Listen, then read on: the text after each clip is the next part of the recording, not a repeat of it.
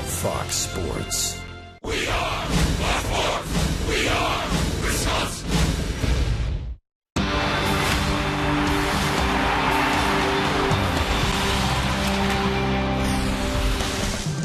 A beautiful night for baseball here at Miller Park, where the Brewers meet the team with the best record in the National League, the Washington Nationals. A big four-game series here at Miller Park this weekend. Two veteran right-handers on the bump for Game 1. Edwin Jackson, Giovanni Gallardo. Yo is looking to be the stopper tonight to end the Crew's six-game slide. Bryce Harper and the Nationals going national with the NL's best record, and just behind only the Yankees with the overall best record in baseball. They have won 5 in a row entering tonight's play. Hi, everybody. Alongside Jerry Augustine, I'm Craig Kashan, and the Nationals, kind of a surprise team in the National League, but the Brewers trying to end a 5-game winning streak that the Nationals have right now, and their 6-game losing streak. No better place than home, Jerry, where they have had a lot of success since the beginning of June. I'll tell you what, they are really playing well at home in their last 7 series. They're 6-0-1 with a 26-23 record at home. But the one thing, when they get back home, they're starting to swing the bats better. And when they can put an offense and a good starting pitching together, get that bullpen turned around, they'll be just fine. This is a big homestand for the Brewers. Yeah, last 7 series, Milwaukee 6-0-1, and that 14-7 record. They're scoring runs, which is important, and they've got another guy back in the lineup to try to help him out. Jonathan Lucroy headed to the All-Star game before he was injured, and welcome back here in Milwaukee tonight.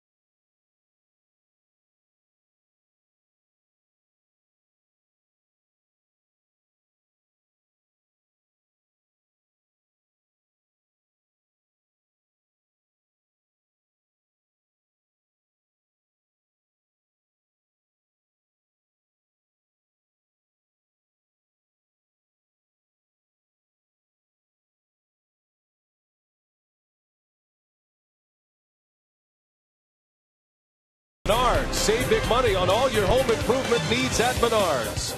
By Miller Lite, because when friends come together, it's not just a good time, it's Miller time. By Toyota, when you choose Toyota, you get a lot for less. Toyota. And by AT&T, the nation's largest 4G network. AT&T, rethink possible. Well, it's turned out to be a beautiful night in Milwaukee after some afternoon thunder showers, and Jonathan Lucroy is back tonight. A broken hand that cost him 2 months on the regular season schedule. He's back. He's in the starting lineup after a minor league rehab. Hi, everybody. Brian Anderson along with Bill Schroeder. Great to have you with us tonight. Brewers start a homestand. It'll be the first place Washington Nationals first up. They are going to be here for 4 days. It's a 7-game homestand. And, Rock, a lot of changes made before the game today as the Brewers go heavy on the transaction wire to make room for Lucroy. George Kottaras was designated for assignment. Jeff Bianchi, a shortstop, sent back to AAA. And the Brewers don't add a position player. They add a pitcher. Now 8 relievers for the Brewers as Jim Henderson, at 29 years of age, gets his chance in the big leagues for the first time. But, Rock, let's zero in on Jonathan Lucroy tonight. Lucroy, it's good to have him back. Before he got hurt, he was one of the best clutch hitters in all of baseball. Talking about guys who are running runners in scoring position, but Lucroy missing 2 months with that injury. Really did a nice job keeping himself in shape and didn't need a whole lot of time down on rehab, where he did very well. Ron Renicky says he's going to use him a lot. He's going to probably play 3 days, get a couple of days off. He's right now in the number 7 spot in the batting order, just to kind of get him assimilated back into the game of baseball at the major league level. He'd like to get him back in that number 2 spot. In the meantime, it puts one of the better hitters for the Brewers at the bottom of the order, Martin Maldonado, who did a bang-up job while Lucroy was on the disabled list, both defensively and a big surprise offensively. So between Lucroy and Maldonado, the catcher position has been very productive offensively. Well, good pitching matchup tonight as well for the first game of this series. Giovanni Gallardo against Edwin Jackson. We'll see if Gallardo can continue his run here. It's game 1 of the homestand. First of 7 here at Miller Park. The Brewers and the Nationals coming up next.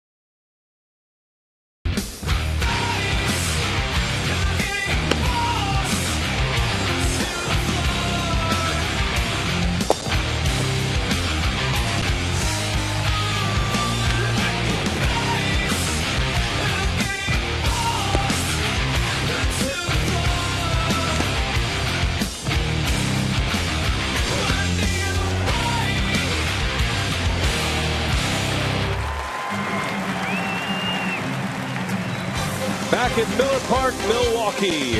What has turned out to be a beautiful night on a Thursday, and Giovanni Gallardo, see his numbers this year at this ballpark. He's 4-2, a 3.14 ERA, and he's trying to put another one in the win column tonight. Brewers trying to snap a 6-game losing streak. And there is Davey Johnson, the skipper of the Washington Nationals. They have the best record in the National League starting play today. Great to have you with us here tonight. First of 4 against the Nationals. Then the Astros come to town. Washington 19 games over 500. They are led by Ian Desmond, who is now on the disabled list, but they have a ton of talent up and down their batting order, and especially in their pitching core. Piggly Wiggly batting order for Davey Johnson tonight. Steve Lombardozzi, Bryce Harper, and Ryan Zimmerman at the top. Adam LaRoche, Michael Morse, Danny Espinosa in the middle with Roger Bernardina, Jesus Flores, and Edwin Jackson rounding it out. And that's the lineup that will face Yovani Gallardo. And he's having a very good month of July. 2-1, a 2.13 earned run average in 4 July starts. First pitch strike, and away we go from Miller Park. Gallardo bearing the burden of trying to snap a losing streak for Milwaukee. Went winless on the road trip, got swept in Cincinnati, and then swept in Philadelphia, and 3 very tough losses in Philadelphia. And the Brewers show up today with a lot of trade rumors swirling about with Zach Greinke as Gallardo gets his first man. Lombardozzi flies out. Check the defense for the Brew Crew tonight. You've got Braun, Morgan, and Aoki in the outfield. Around the horn, it's Ramirez, Izturis, Weeks, and Corey Hart. And Jonathan Lucroy back in the starting lineup for the first time in a couple of months after a broken hand. The Menards Brewers defense. Tim Welke will call the balls and strikes. Paul Schreiber, Laz Diaz, and Mike Easterbrook join him on the bases. Here is Bryce Harper and his first appearance at Miller Park. 19-year-old all-star. Harper comes in batting .268, has 9 homers in just 302 at-bats, and 29 runs batted in. And judging by his batting practice today, he is going to enjoy Miller Park a great deal. He was hitting him in the far reaches at Miller Park this afternoon. He's got a lot of ability. He can do just about everything on a baseball field, and only 19 years old. This Nationals offense is starting to catch its stride. Playing some pretty good baseball. Their pitching's been good all year, but this Nationals offense starting to play pretty well along with it. Harper made his major league debut at the end of April as he takes a called strike. And he has been a force since. He and Mike Trout of the Angels have been the 2 most talked about rookies, and Mike Trout, of course, is making a bid at an MVP in the American League as Gallardo punches his ticket in the first inning. Yeah, good slider by Yo. He got him a couple of times on that slider. There it is, right on the inside corner. Harper jumped at it, didn't see it all that well, and he got rung up. Good pitch by Gallardo. 2 outs, first strikeout for Gallardo. And that'll bring up Ryan Zimmerman. The future face of the franchise, Bryce Harper, and the current face in Ryan Zimmerman. And he's been the anchor for Washington despite all of their struggles after they moved from Montreal to the nation's capital. But Zimmerman always plays a great third base. His hitting has turned around since he struggled earlier this season, had a shoulder injury that set him back. But he's hitting .273, 14 homers, 53 driven in as he starts play today. Yeah, the anchor in this offense, Zimmerman and Adam LaRoche, the on-deck hitter. Both of these guys have done a nice job driving in runs. LaRoche leads the team in RBIs. Zimmerman, the reigning player of the week in the National League. He sends that one foul down the right field line. Zimmerman's batting average as late as June 23rd was .218. He's been on an Aramis Ramirez kind of run at the plate since the 23rd of June. Ryan Zimmerman has hit .376. And that's why his average beginning play today at .273. That's impressive. You could raise the batting average that much from .218 to .273 as Gallardo strikes him out. Another slider from Yovani Gallardo and a great start. 1-2-3 inning with back-to-back Ks.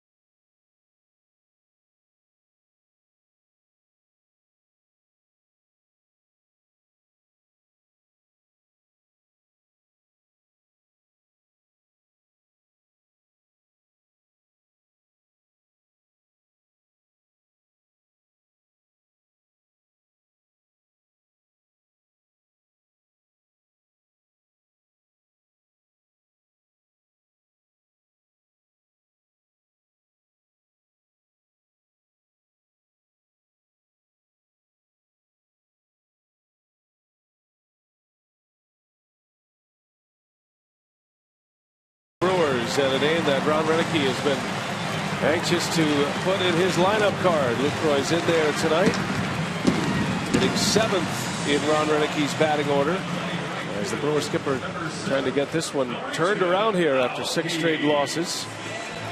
Piggly Wiggly batting order for the Brewers tonight, with Aoki, Morgan, and Braun at the top. Ramirez, Hart, and Weeks in the middle. Lucroy, Izturis, and Gallardo rounded out. And a familiar foe on the mound for the Brewers, former Cardinal Edwin Jackson, now pitching for the Nationals. Took a 1-year flyer with Washington, and he's having a good season this season. Yeah, statistically having one of his best seasons, except for the wins and losses. 5 and 6, a 373 earned run average, and throwing a lot of strikes this year. Walks are down, strikeouts are up for Edwin Jackson. There's Nori Aoki to lead off. And Jackson's first pitch is in there for a strike. Jackson pitched twice against the Brewers in the NLCS last year.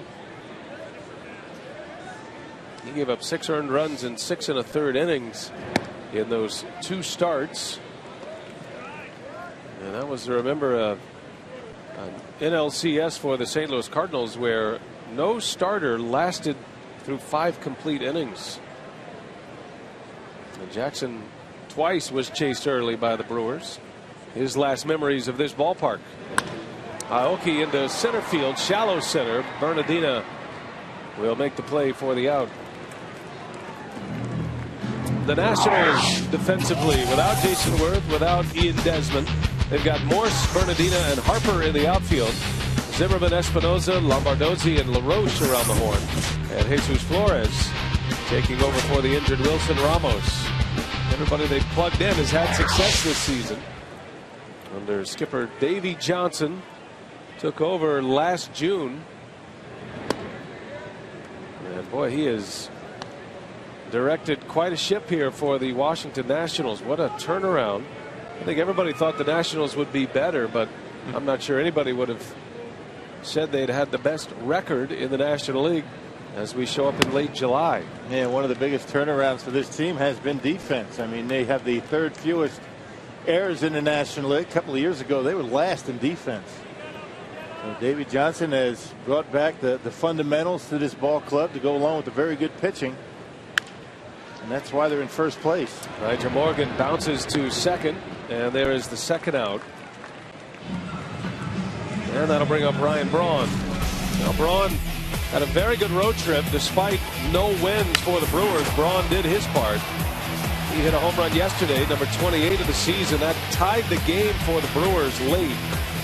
Powerball home run leaderboard has Braun at the top. Ryan also leads the National League. Corey Hart has 17. Ricky Weeks hit one yesterday, number 10. Gomez with a couple of home runs in Philadelphia as well. And a humorous route around the bases on what he thought was a home run yesterday. They had a nice display on the big board before the game tonight with Ryan Braun chronicling some of his more memorable moments, including his first hit, some of his big home runs, and his 1,000th hit, which he received on the road in Cincinnati, and the crowd here at Miller Park able to give him a nice ovation to recognize that achievement. Yeah, Ryan had a very good road trip, and a road trip that everybody wants to forget. But some kind of hitter, Ryan Braun. Hitting that pitch down in the strike zone and able to hit it out of the ballpark. Not too many can do that. Now Braun comes in with a batting average of .318. Those 28 homers, 69 driven in. On the road trip, Braun was 11 for 25. He hit for a .440 batting average, 2 home runs in 6 games, and he drove in 4. And he tore up the Phillies, and they had some pretty good pitching that they were facing.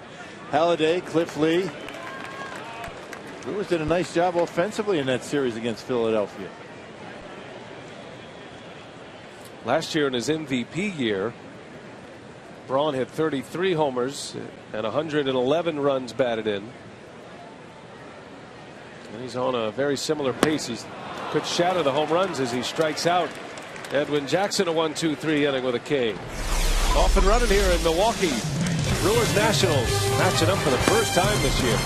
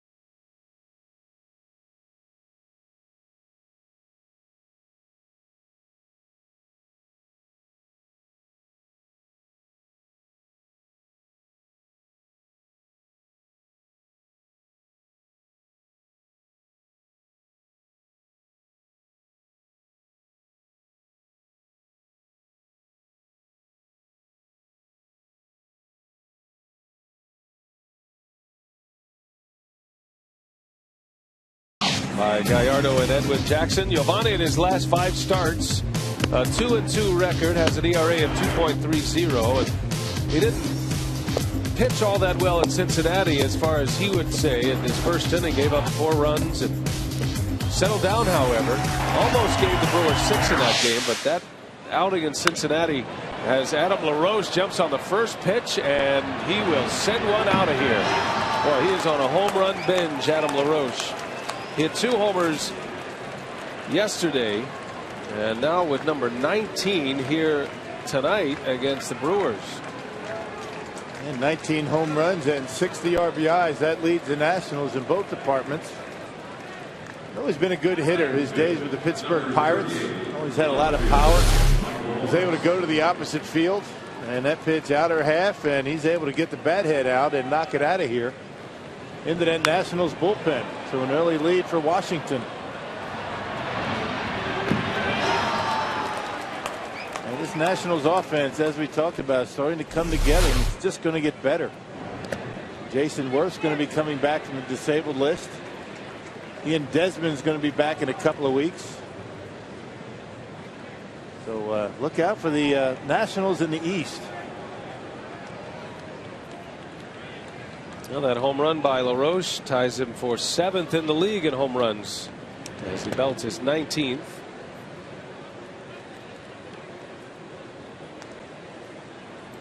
He's having a great year. RBI number 60 for LaRoche. 19 home runs, pretty good, and hitting in that ballpark. That's a pretty big ballpark. Well, the Brewers will head to Nationals Park in September. Brewers haven't played the Nationals in over 14 months before today. Last game between these two teams, May 25th of last year. Yeah, how about that?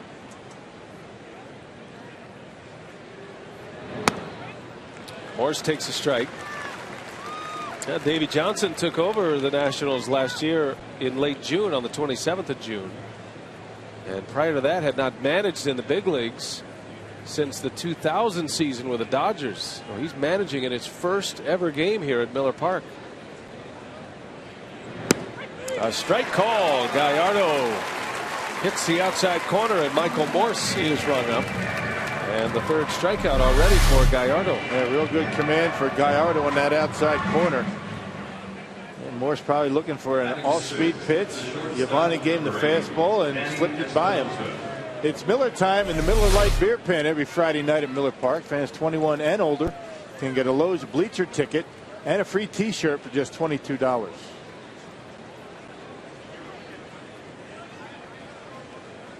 Here's Danny Espinosa, the Washington shortstop. He's the man filling in for Ian Desmond, an all-star shortstop who is out with an injury to his oblique, a slight tear in his oblique. Going to be a couple of weeks before he returns. As Rock mentioned, Jason Worth coming back next week from a broken left wrist. Espinosa has flourished, however, since being sent from second base to shortstop, filling in for Ian Desmond. He's flourished offensively. He's always been a very good defender. Hitting over 400 in that stretch, 11-game hitting streak. Yeah, switch hitter. You know, Giovanni's going to have to be dealing with a lot of left-handed hitters in this game. 5 of them, 2 of them switch hitters. Espinosa and Lombardozzi.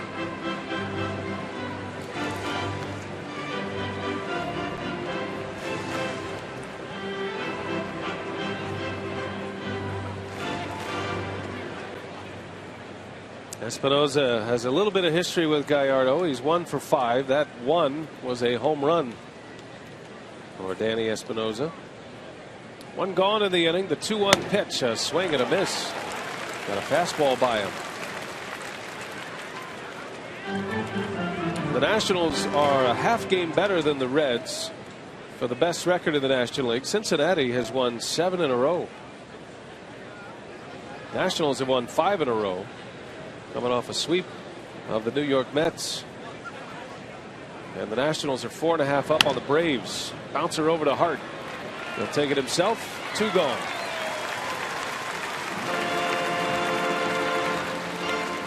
Washington has been a dominant road ball club this year, impressively winning 10 more games on the road. They're 30-20 away from Nationals Park, and at 19 games over 500. You see their numbers offensively don't quite add up yet. They've been without a number of offensive players, key offensive players, guys like Michael Morse, who missed 2 months of the season. Zimmerman got off to that slow start with the shoulder injury, and we talked about Jason Worth and now Ian Desmond. Yeah, but their pitching's been able to, keep them in first place. They have not had a losing month yet this year, and they're having a very good month of July. Roger Bernardina missed a little time, had a hamstring injury. Back as the everyday center fielder, and he might be the hottest of all the Nationals at the plate. Has a 6-game hit streak and has 12 hits in those 6 games.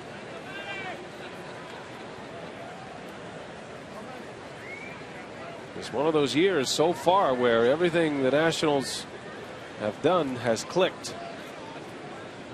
And they're getting great production from a number of different players, very balanced. And that's what it takes, and that's what the Brewers were able to do a year ago, up and down that batting order. If it wasn't one guy, one night, it was somebody else. A good combination of young and mature. I'm not going to say old. No, baseball terms old. First walk given up by Gallardo. Well, Davey Johnson's done a nice job. Mike Rizzo is their general manager. They're all here today. Many are wondering if the Nationals are going to have any activity as we approach the trade deadline. Brewers did not want to be in this position, but now that they are, they certainly want to capitalize on a trade if they indeed make a trade for Zach Greinke. And Doug Melvin says he's taking calls, but there's been no deal done yet. Greinke had one of his best performances as a major leaguer in Philadelphia on Tuesday. Not just what he did on the mound. His defensive game, he hit a home run in that game against the Phillies. He said it felt like Little League again. Yeah, he was something else. I mean, that was a very impressive audition to the world that Greinke was able to put together after a 9-game layoff. Look at those numbers. No walks, 5 strikeouts. He got 12 ground ball outs in that game in Philadelphia. And retired the last 14 he faced. And it's not that all of these scouts that have been following him haven't seen him before. They know what he's about, but because of the little hiatus he took after he made 3 starts in 3 consecutive games for the Brewers, I think the question was, is he healthy? And Greinke certainly proved that. His stock has never been higher than it is right now. Yeah, they weren't looking for a reason to get him. They were looking for a reason not to get him. Exactly. And he did not give him a reason.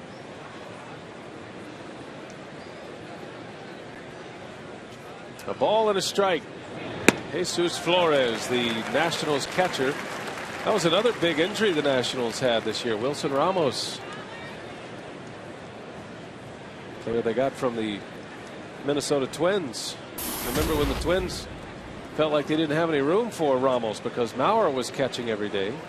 Made a deal involving Matt Capps. Flores has done a nice job. Runner goes, hit and run on. And that'll sneak into right field for a base hit. Ricky Weeks never stopped at second base. That ball rolled right past him as he was on his way to cover. I don't think he ever saw it. He just kept going to second base. It wasn't hit all that hard. It was a 1-2 count. Bernardini takes off, and Flores is able to find the hole between first and second. So better put, maybe a run and hit as opposed to a hit and run. Right. A 1-2 pitch with 2 outs. Well executed, whatever it was. And that'll give Edwin Jackson an at-bat. A very good hitting pitcher. Jackson has 5 hits this year. Got 2 terrific athletes matching up against each other today. In Gallardo and Jackson, and both swing the bat well. Both have a little home run power for pitchers.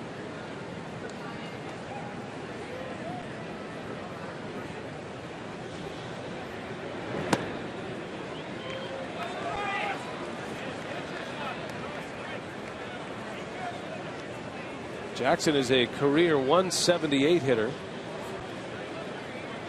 And because of that, you have to be careful with him. Just don't want to throw one down the middle just to throw a strike, especially with a 2-0 count.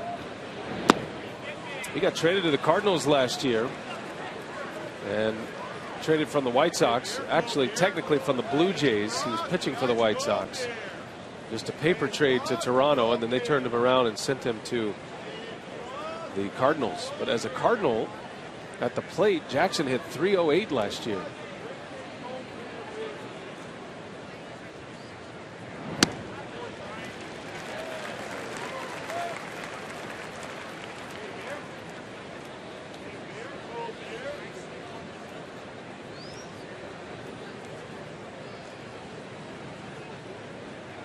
First and third for the Nationals with the pitcher up, Edwin Jackson. A run is in on a home run by Adam LaRoche.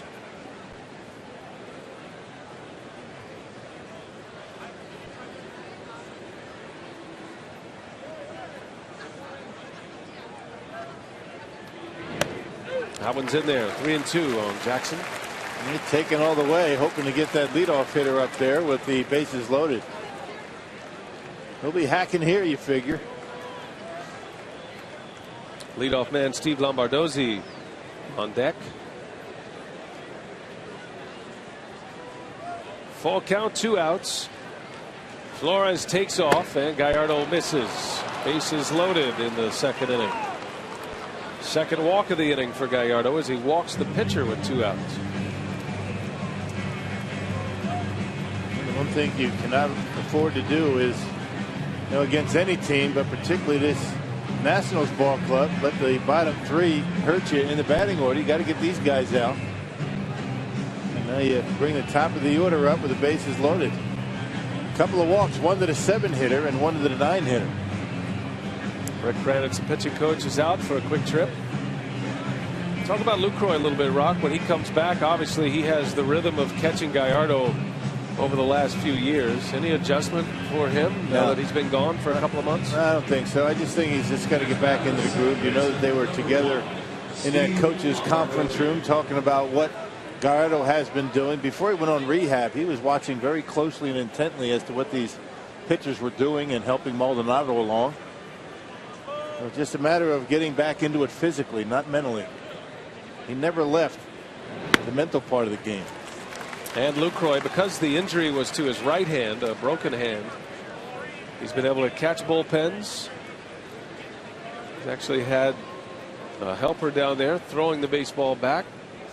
He was very attentive to his rehab, and he's excited to be back behind the plate here tonight.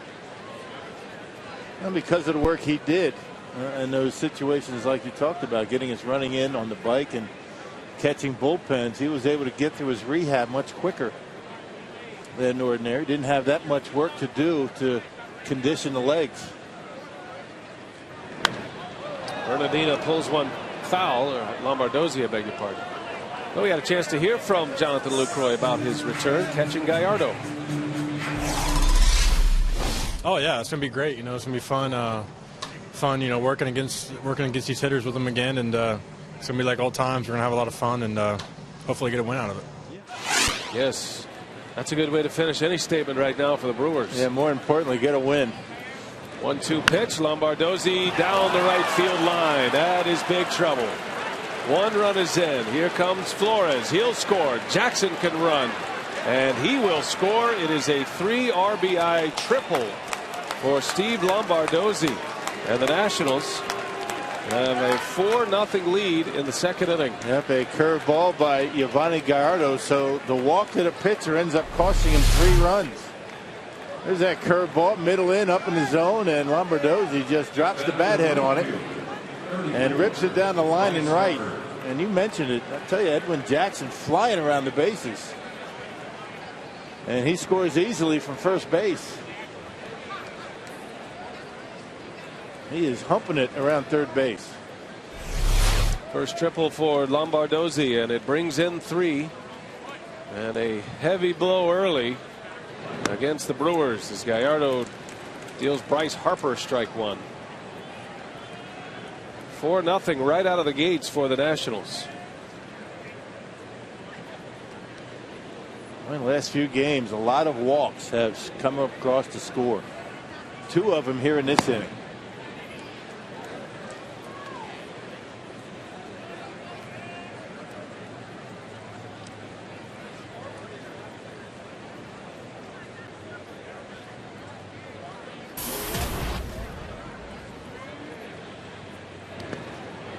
Good block from Lucroy. 2 balls and a strike on Harper. That's been amazing what Harper has been able to do under a pretty intense spotlight. This is a guy who was on the cover of Sports Illustrated at the age of 16 as a prep player in Las Vegas. Baseball prodigy Bryce Harper. Bouncing ball back up the middle. Cesar Izturis will make the play to end the inning. A costly one, though, for Gallardo. Gave up 4 runs, a home run, and a triple. Brewers in a hole early.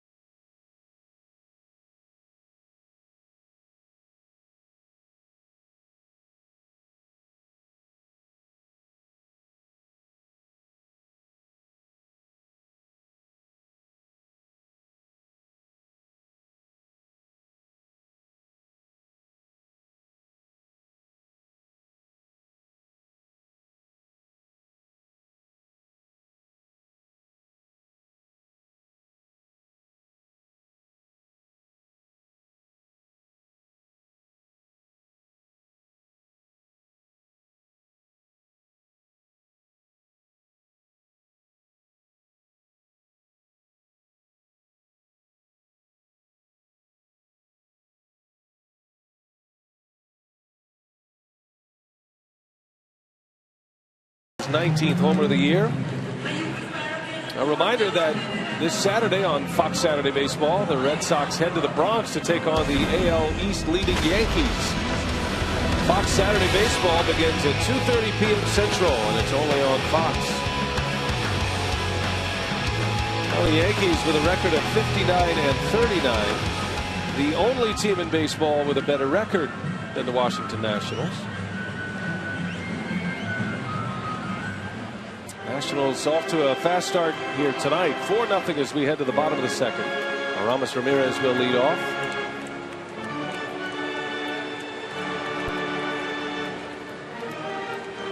Best records in baseball this year. See the Yankees, then the Nationals tied with the Rangers. Reds are a half game behind those two teams. And the Pittsburgh Pirates, the 5th best record in all of baseball. How about it? 12 games over 500. That's going to be a pretty good fight down to the finish. Pirates with that very good pitching, that's going to keep them around this year. The Pirates called up one of their big prospects for today's game, Sterling Marte, and on the very first pitch he saw in the big leagues, he homered. So they're only adding to the mix in Pittsburgh with Sterling Marte. We've heard a lot about him. Pirates putting it on the Houston Astros early tonight. Ramirez down the left field line. That'll get down for a base hit. A single for Ramirez and a base runner to start this second inning. A 1-0 fastball that looked like it was in off the plate. Ramirez handles that pitch very well when he's got the count in his favor and able to rip it in the left. And for a leadoff single. Ramirez has been swinging the bat extremely well. Although yesterday had a rough day at the office. Ramirez yesterday was 0 for 5. Stranded 7 base runners in yesterday's game. Here is Corey Hart now. Hart with 2 hits yesterday in Philadelphia. The Brewers banged out 15 hits in yesterday's game. They scored 6 runs on 15 hits. Stranded 13. Able to fight back from a 5-1 deficit. Tied it on a Braun homer in the 8th inning, only to have the Phillies take it away in the 10th inning. That was after the Brewers had taken the lead in the 10th. Little flare into left center. Morse broke back, and that's going to fall. Michael Morse went back 5 steps before he realized that was not hit so well, and that's a base hit for Corey Hart. And little off the handle, and it pulled more. He went back and then took a circle route to the baseball. Never got there, and Bernardino actually was closer than center fielder. There's a slider in off the plate again. Corey didn't hit it all that well, but it drops. A good start for the second for the Brew Crew. And Aramis Ramirez safe at second, safe and secure. New York Life. I think Aramis thought it was going to be an easy out when it left the bat. So 2 on. And we'll see if the Brewers can answer a 4-run Nationals top of the second. Here's Ricky Weeks. The Brewers have had some success against Edwin Jackson. He's 2-2 against the Brewers in 5 starts, a .422 earned run average, but that earned run average a bit deceiving. Remember the first time he came in here as a Cardinal, we give up 10 runs. Yeah, that was a game where La Russa had a spent bullpen, and he just left Edwin Jackson out there as Weeks pops this one up into left field. Morse tracks this one for the out, and 1 gone. The first out of the second inning. And here comes Jonathan Lucroy. First time in the Brewers lineup in a couple of months. The catcher, Jonathan Lucroy.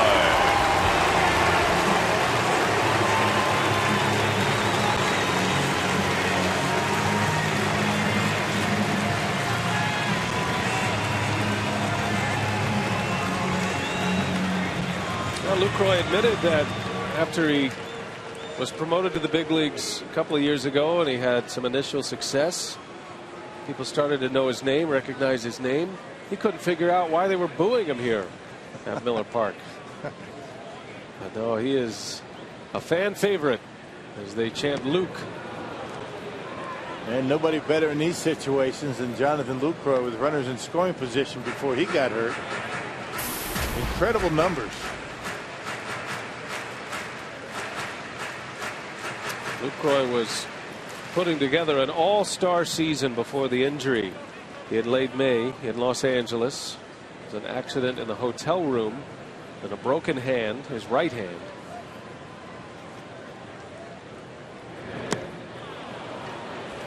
He figures it's going to take him a while to get back into the groove. You'll see the baseball.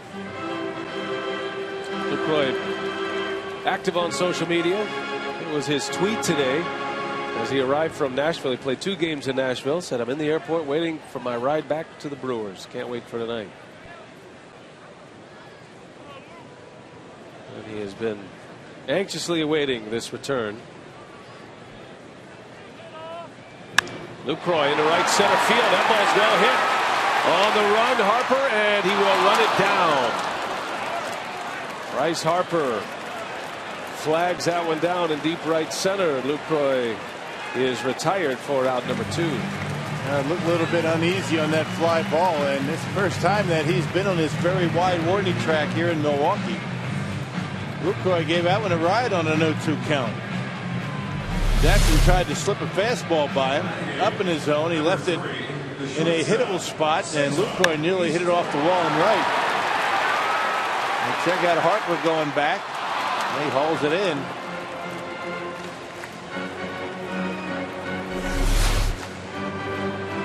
Never afraid to show off that throwing arm either. It's one of the best in the game. Yeah, good throwing arm. Not afraid to crash into a fence either. So here is Turris now. 2 outs, still 2 on.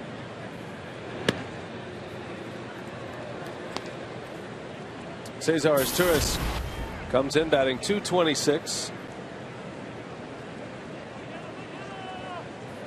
It's improved on his batting average lately. He's been on a decent run at the plate. Brewers cleared up the shortstop picture before the game today. They had 3 shortstops. Roenicke trying to play all 3 as well. Cody Ransom, Cesar Turris, and Jeff Bianchi. Bianchi was sent out today to make room for Lucroy. Trying to just keep the most productive offensive players. Ransom with some pretty good power. He's Turris the switch hitter. Just send Bianchi down to have him play. A guy that the Brewers perhaps thinking about for the future in some capacity, so give him some at bats down in the minor leagues. It was Bianchi and George Kottaras who were sent out. Kottaras designated for assignment. And talking to Ron Roenicke, that was a tough meeting, with George. It was just a numbers game. George really not able to put up the numbers offensively that he did early in the season. In the month of April, he was terrific coming off the bench. Wasn't able to get enough playing time to stay hot. Well, we'll see what the Brewers do, and we'll see what decision Kottaras makes. They have 10 days to decide, and there could be a trade in the making. There'd be some teams you figure could use Kottaras, a power bat off the bench.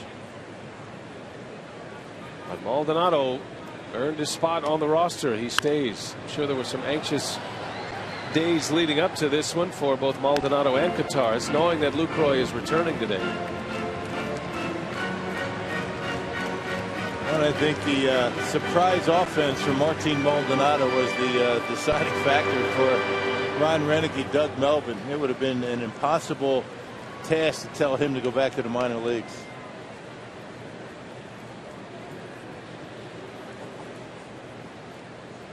Brewers brought up Jim Henderson, so they are one fewer position player, one extra bullpen pitcher today as Jackson rings up his Turris. And the Brewers let an opportunity go by. First 2 reach, they're left stranded.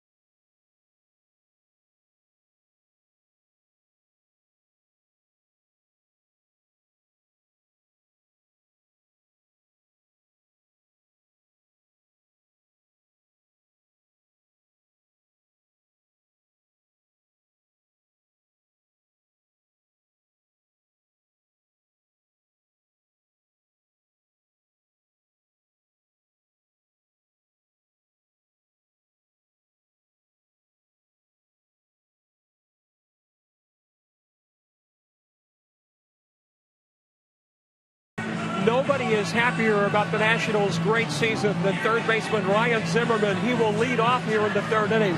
Zimmerman has played here with the Nats since 2005, enduring some terrible seasons. And Ryan told me that the fans in D.C. are enjoying the team's success, and Ryan says regardless of what the Nationals do in the postseason in 2012, it really doesn't matter because their best seasons are ahead of them because they have so many good young players. So, guys, here's one fella very happy to show up for work every day this summer. And he's the one who has endured all of the struggles with the franchise and enjoying the rewards now. And now he's becoming a big contributor to this Nationals ball club.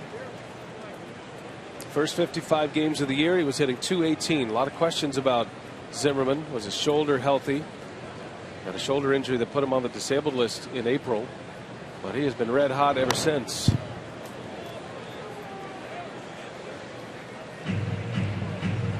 Starting to hit their stride, as we talked about. They hate to be redundant, but I mean, everything's really clicking for this Nationals ball club right now. Starting pitching, bullpen has been terrific. The best team earned run average in all the National League. Defense has been very good. They run the bases extremely well. And you talk to some of the folks around this Nationals ball club, they have a tough time coming up with something that they've had a tough time with this year. Not to say it's going to continue that way, but so far that's the way it's going. Yeah, winning close games, very good in one-run games.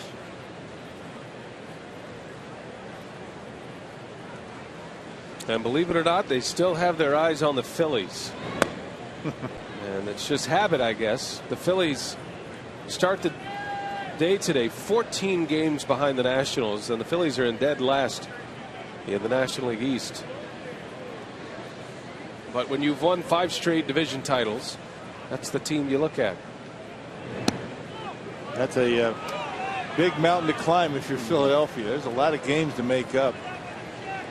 I think 28 did we count yesterday? As far as games, the Phillies are under 500 and the Nationals are over 500.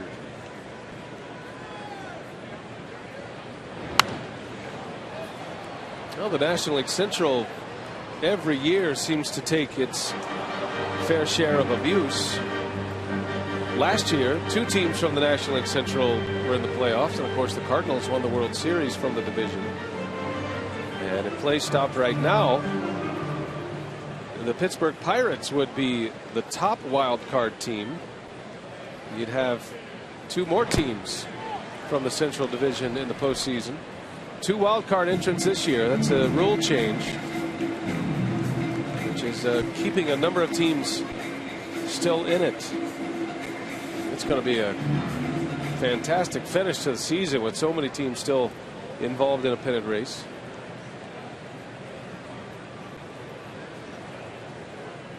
Full count to Zimmerman.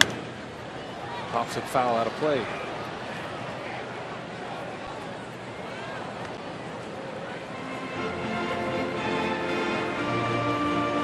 I was checking the wild card standings today, and we can start zeroing in on that wild card situation with the top 2 teams going. It's the Pirates and the Braves who would go today. You got the Cardinals a game and a half back of the 2nd spot.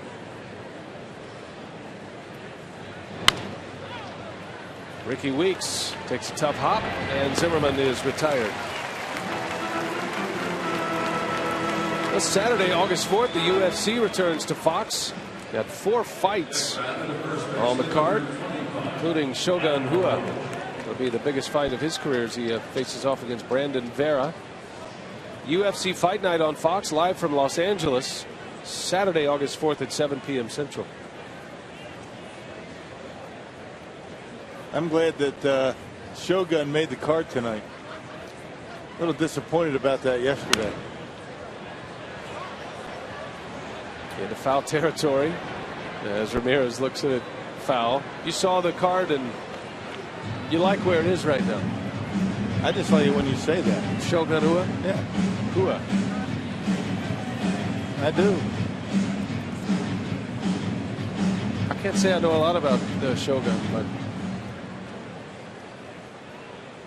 well, you will in August. Been promoting that a great deal lately, so. August 4th. That's right. Oh, Corey Hart lays out and will take it himself as Adam LaRoche robbed of an extra base hit. Nice play, Corey Hart. Hey, he's been pretty good. We've been talking about how well he's done over there at first base. Adam LaRoche able to get to a fastball in. Look at Corey able to smother, keep it in the glove, and take it himself. Now that height for Corey Hart coming into play quite a bit over there at first base. A tall guy at 6'6" who doesn't mind getting dirty. As Ron Roenicke says, he's got a good ground game for a big man. Garth Iorg, the Brewers infield coach, made a statement yesterday backing up what you said the other day, Rock, that Corey Hart, in his estimation, is playing at a Gold Glove level at first base. That is high praise. Shattered bat in 3 pieces. Michael Morse is retired, and Gallardo has a bounce back inning. He needed that one.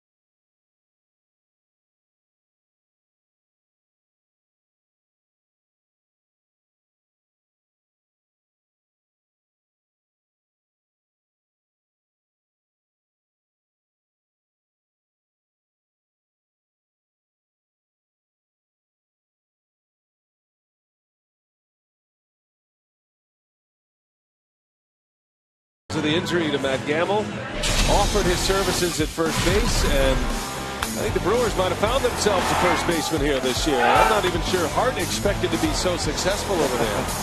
Well, he's a great athlete, and he's not somewhat familiar with first base, but it was a while ago. But you know,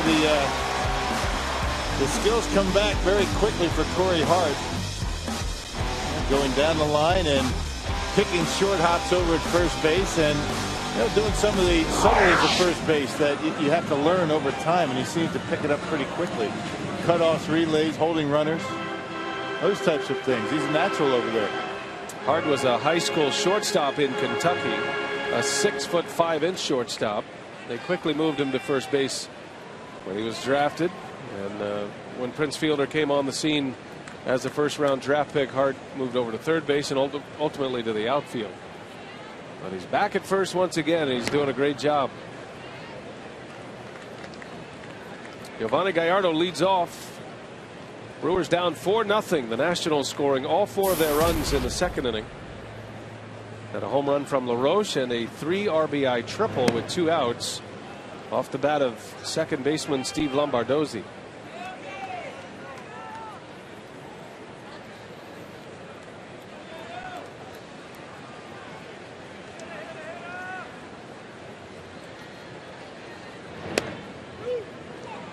One and 2 on Gallardo.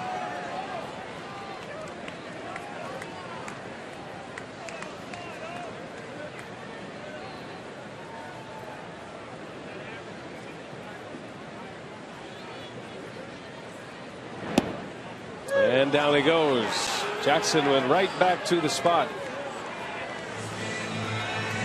Hey, join Crew HD for $20 and get a ticket to select Brewers games, admission to the Harley-Davidson Museum, plus an HD Museum glass mug. Visit brewers.com/HD Museum. One out in the bottom of the third inning as Nori Aoki will step in now. The Brewers leadoff hitter tonight. Had the day off from the starting lineup yesterday. Aoki ended up with 2 at-bats in yesterday's game. I think Renicky sensed that Aoki just maybe grinding a little bit, going through a mid-season fatigue situation. He's been playing a lot after not playing at all in April. Aoki essentially took over the everyday job in right field with Hart playing so well at first base. But he had just 5 hits on the road trip. He was 5 for 24, 208 batting average. Renicky sat him yesterday. Used him late in the game, but sat him from the starting lineup, hoping to recharge his batteries for the homestand. And Renicky today has Aoki and Morgan in the outfield joining Braun, with Gomez getting the day off. Figuring a better matchup with Aoki and Morgan, the 2 lefties, against Edwin Jackson.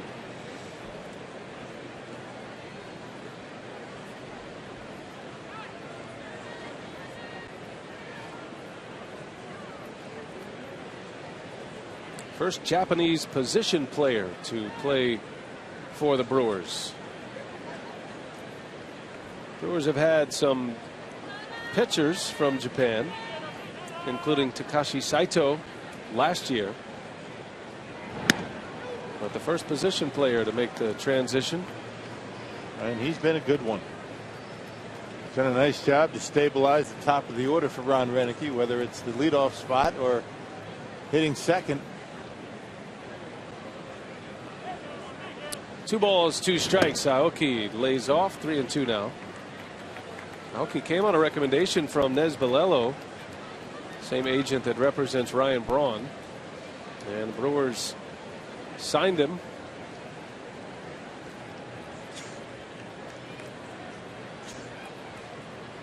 Put a $2.5 million posting up for Aoki.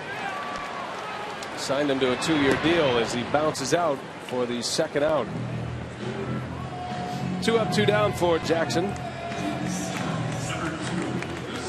And here comes Nyjer Morgan, the former Washington National. And his time in Washington was not as enjoyable as his time in Pittsburgh. They still have a lot of fun with him in Pittsburgh. He still has some good friends with the Pirates. That's a team that developed him and brought him to the big leagues. That was not the case with the Nationals, and he got crossways pretty quickly with some of their star players, including Jason Worth. Nationals traded him to Milwaukee just prior to the season opening last year. Picked him up right in the last week of spring training last season.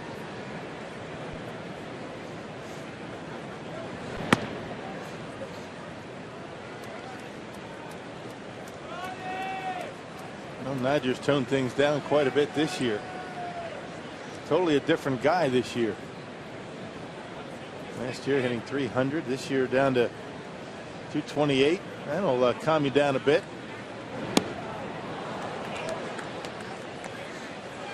Now Morgan spent a season and a half with the Nationals. He was traded in 09. Breaking ball disappears. Good slider down and in. Morgan had a hit yesterday. He started, was 1 for 4. And a chopper over to LaRoche. Very slick fielding first baseman. So Edwin Jackson, a 1-2-3 inning. He's retired 6 in a row. It's 4-0 Nationals.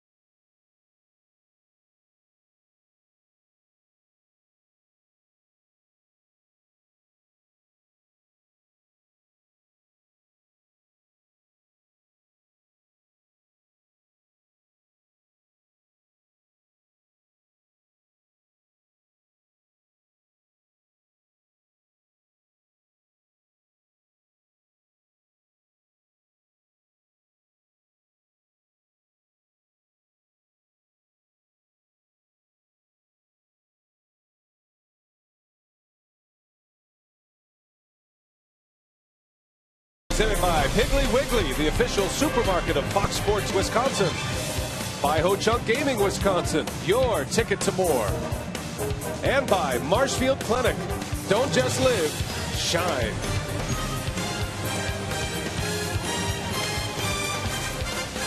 It's a beautiful night for baseball in Milwaukee, Wisconsin. Starts a 4-game series tonight with the Washington Nationals.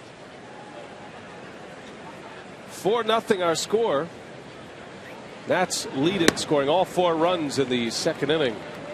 Gallardo giving up a couple of walks in that inning and then gave up a big hit to Steve Lombardozzi, who drove in 3 runs with a triple with 2 outs.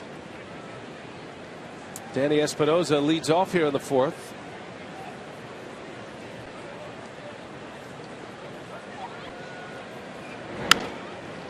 Out to is Turris. And there is out number 1 for Gallardo. That 1 inning so far for Yo. It's a triple by Lombardozzi that came right after a walk to the pitcher that loaded the bases. And well, you know that Gallardo was grinding over that one right there.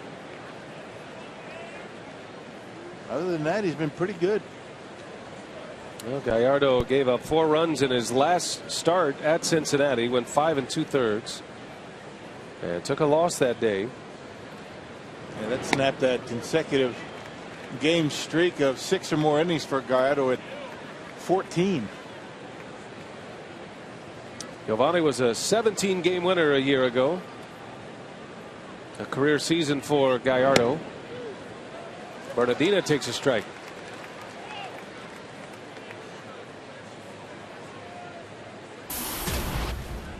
Saw the Cardinals won earlier today. Had 18 hits in a 7-4 win over the Los Angeles Dodgers. The Dodgers with Hanley Ramirez in their starting lineup, dropping the first 2 games in the Hanley Wood era. Dodgers figure to be continuing in trade discussions. They're looking for a pitcher as well. Many feel Ryan Dempster might be headed to Los Angeles as Gallardo strikes out Bernardina.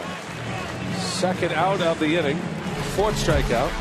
Check out our keys in the game, brought to you by GMC. Adam LaRoche from number 19 gave the Nationals a 1-0 lead. And there's a triple we were talking about. Steve Lombardozzi was on a curveball down the right field line. Clears the bases after a walk to the pitcher, Edwin Jackson.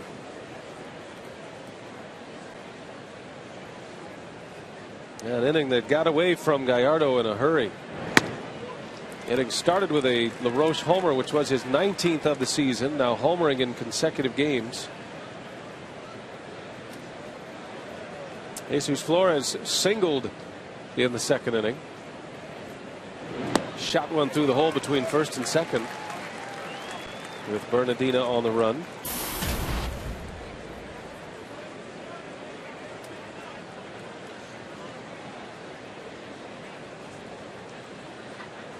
Oh, and 2 on Flores. Did he go? They'll ask. No, he didn't. First base umpire Paul Schreiber says he checked his swing.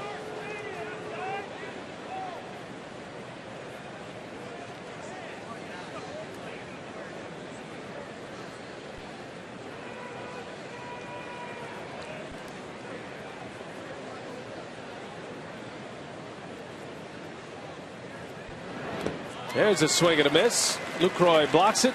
Flores doesn't bother. And Lucroy secures the strikeout.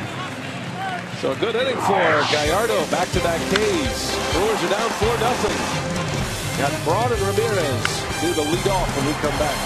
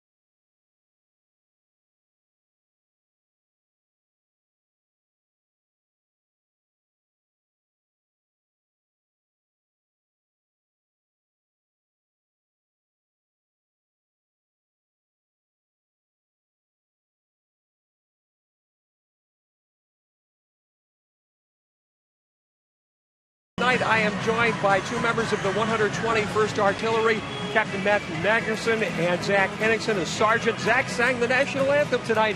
Gentlemen, it's an honor to have you here. And Captain, what does it mean for you and your colleagues to have this special night here?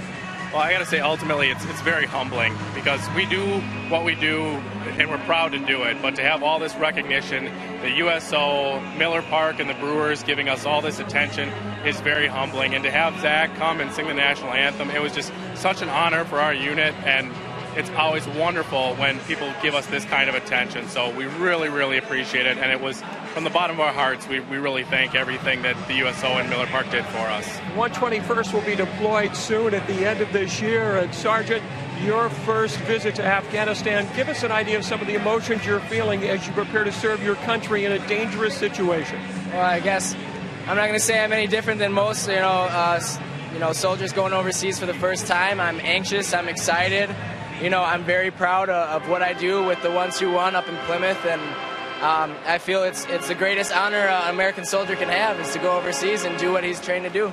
Gentlemen, thank you so much for your service. Thank you for being with us on the broadcast tonight. We appreciate it. And guys, Zach said this was his biggest audience ever singing before the fans here at Miller Park. He did a great job. Yeah, he really did. Got a little crooner in him, doesn't he, Zach? He sounds good. I also want to send out our best wishes and hellos to all of those military personnel watching us tonight on the Armed Forces Network across the globe. That's gracious and respectful young men and women that serve our country. And special folks. They really are. Ryan Braun leads off. Ahead in the count 2-0. So far, the Brewers with just 2 hits, Aramis Ramirez and Corey Hart. Those came back-to-back to start the second inning. But Edwin Jackson retired the next 3. Jackson with 3 strikeouts, has had a strikeout in each of the first 3 innings. Jackson, the son of a man in the military. His father was in the Army. That's why Edwin Jackson always says, I'm used to moving around. And he has moved around a great deal in his major league career. Just last year alone, he went from the White Sox, technically for a few hours, a Toronto Blue Jay, and then the St. Louis Cardinals.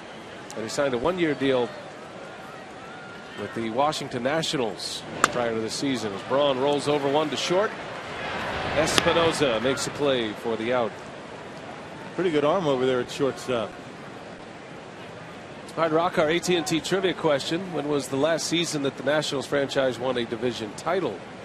And remember, this is the franchise that came from Montreal.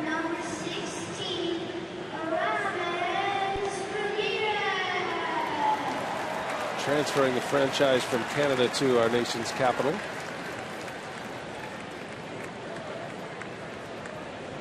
Third time that the city of Washington, D.C. has had a big league team. First 2 times American League team. Yeah, the old Senators turned into the Texas Rangers. One Washington team went to Minnesota. Ramirez drills one into the gap in left center. That ball's well hit, and it'll hit the base of the wall. So 2 hits today for Aramis Ramirez. Another double. He continues to climb the list. That's his 33rd. Yep, and both of them just smoked. Check that out. Right down the middle. A mistake by Edwin Jackson, and I'd say he didn't get cheated up there at the plate. He centers on that baby with that big swing. Keeps the bat in the hitting zone a nice long time, and no chance for Bernardina out there in center field. Only Joey Votto has hit more doubles than Aramis Ramirez. That is number 33 for Aramis. Votto with 36. And Ramirez still in pursuit of Lyle Overbay's franchise record for doubles.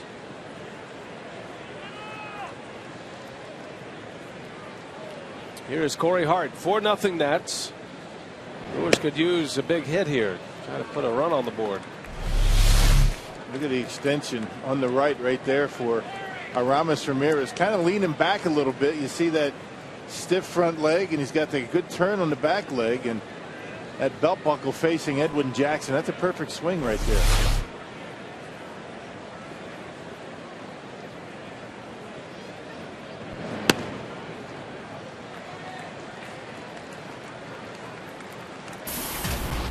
Hart last time up, single to left center.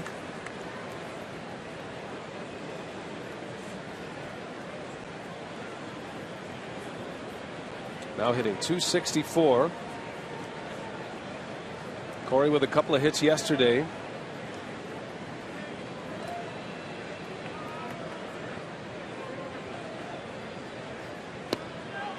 Four-run leads can die quickly in this ballpark when you're in the heat of the summer.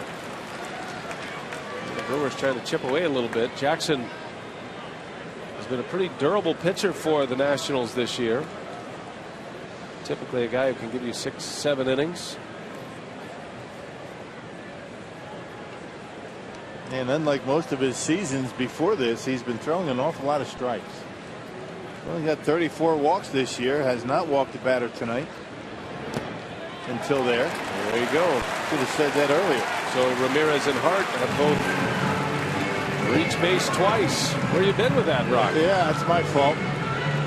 Hey, this homestand continues this coming Monday through Wednesday as they battle the Houston Astros. Tickets are available by calling 414-902-4000 or visit Brewers.com. Got a nice week-long homestand into this week and next week, and then only a 3-game road trip from Milwaukee into St. Louis, and then right back home. Yeah, plenty of fun in the summertime here at Miller Park. It's always great to come to this ballpark. Even today with the heavy rains that came through here about 3:30, 4 o'clock. Might have put this game in a little bit of jeopardy. It rained very hard here.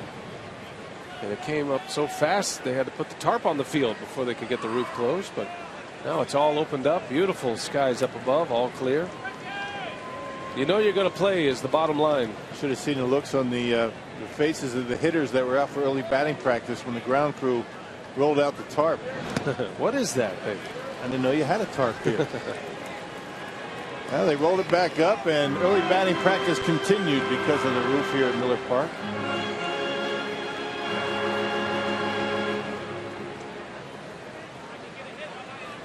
Yeah, Davey Johnson, who's managing his first game at Miller Park. Always good when you can see the moon this time of night after the thunder showers. Johnson heard the storms outside. His first instinct was to say, oh, here we go. But then he remembered there was a retractable roof, and that's the beauty of the ballpark. What kind of moon we got working there tonight, Rock? What kind of gibbous are we looking at? I'm not exactly sure. That's about a perfectly half moon. I don't know where we are in the moon phase, in all honesty. You've just mailed in the moon part of your analysis at this point of the season, I think. No, just today. Okay. Today, first day after a road trip. Right. I get it. I'm just trying to get locked in, you know, head to the cleaners, and I forgot to check the moon phase. Is that part of your route to the dry cleaner? Can't do. I can't multitask. Empty out the suitcase, check the mail. The moon phase is way down on the list. First day back. Now tomorrow might be the day. Ask me tomorrow. I'll have it for you. No wins in that wardrobe you took on the road. No. They have to go with a little extra starch. I think a little less because of the heat.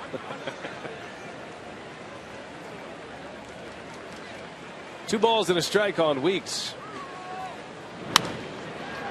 Slices one foul in the seats. Brewers need a moment here offensively. Edwin Jackson has tied them up. Had back-to-back hits in the second to lead off the inning, but Jackson was able to get through it. And now back-to-back base runners, a double by Ramirez, a walk by Hart. 2 on, 1 out.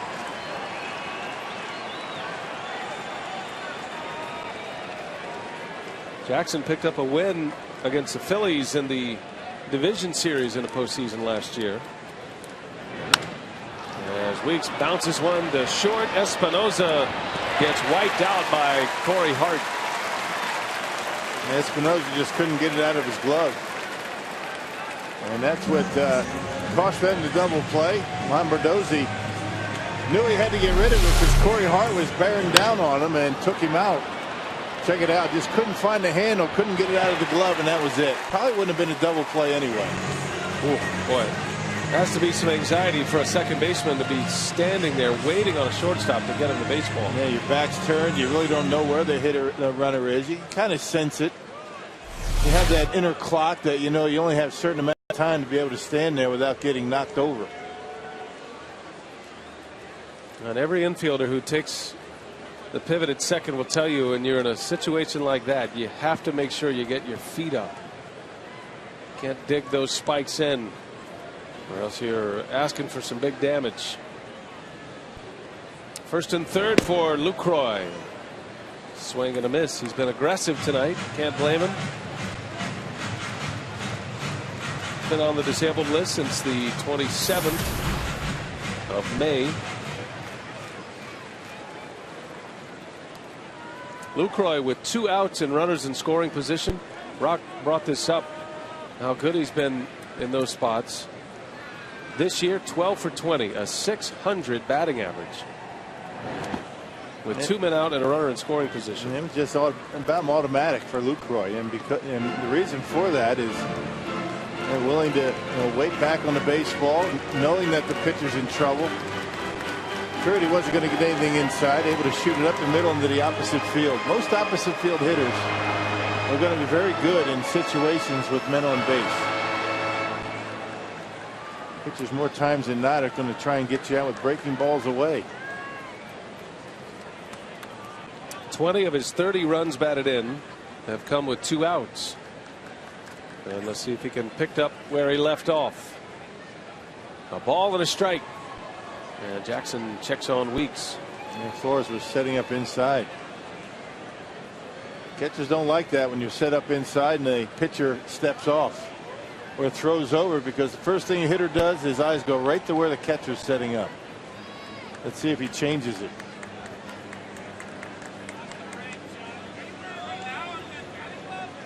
And now they're going away. There goes Weeks. Lucroy a little bit late, fouls it away. One of Jackson's best fastballs tonight at 94 miles an hour. Flores setting up on the outside corner. Watch where it ends up, right down the middle. Actually middle in, kind of tailed right back into the hitting zone for Lucroy.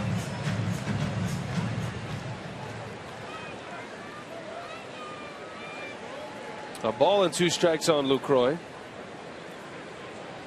Flew out to deep right his first time up. Harper made an over the shoulder catch at the warning track in right center.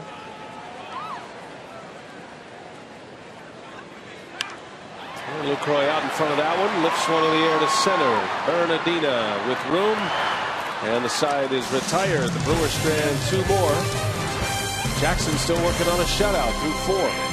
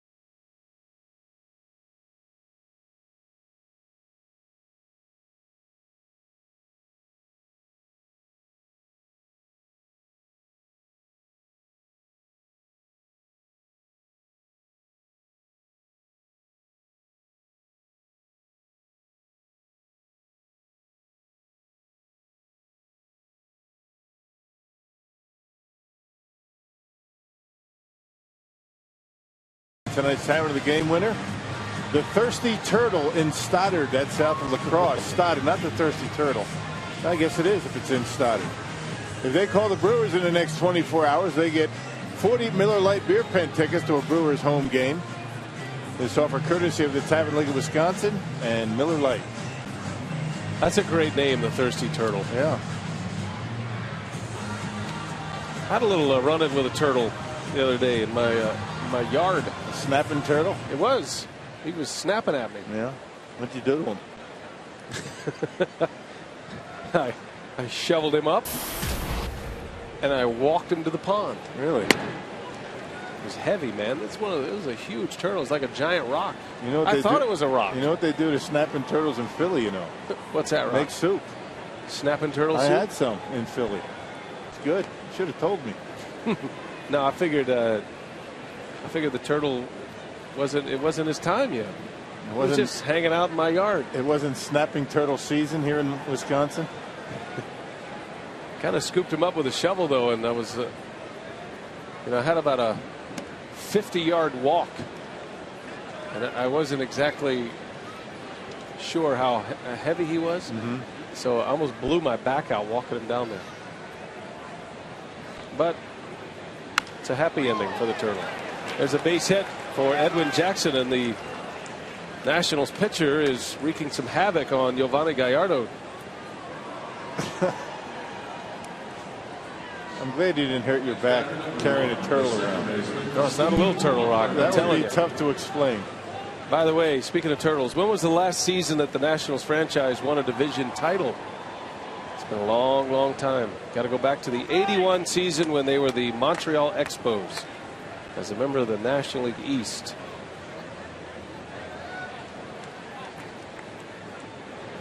I'm not talking about a little turtle that you can hold in your hand. This thing was like 50 pounds. Really? Yeah. You have a pond on the estate?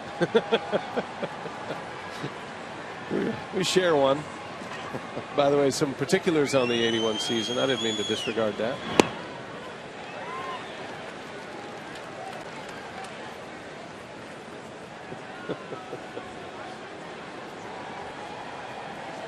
There you go. Some great names on there, Rock. Yep, Gary Carter, Andre Dawson, Tim Raines, Crow Marty. Yeah, I remember those guys. The Hawk. Some Hall of Famers on that list, huh?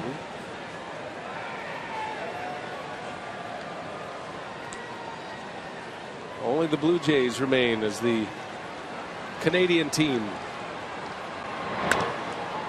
Lombardozzi, shallow center. And Morgan makes the play for the out. One gone in the fifth. Speaking of soup, Rock. Not turtle soup, but carsoup.com. Email the booth question. Who is the more exciting young player in baseball right now, Bryce Harper or Mike Trout? Man, that's a tough one to answer because we haven't seen either one of them a whole lot. I haven't seen Mike Trout up close and personal. Bryce Harper. Bryce Harper has got one less month than Mike Trout. Of course, Mike Trout is having an MVP type season. Both on the All-Star team. I think my information on both of them is somewhat incomplete to be able to answer that question.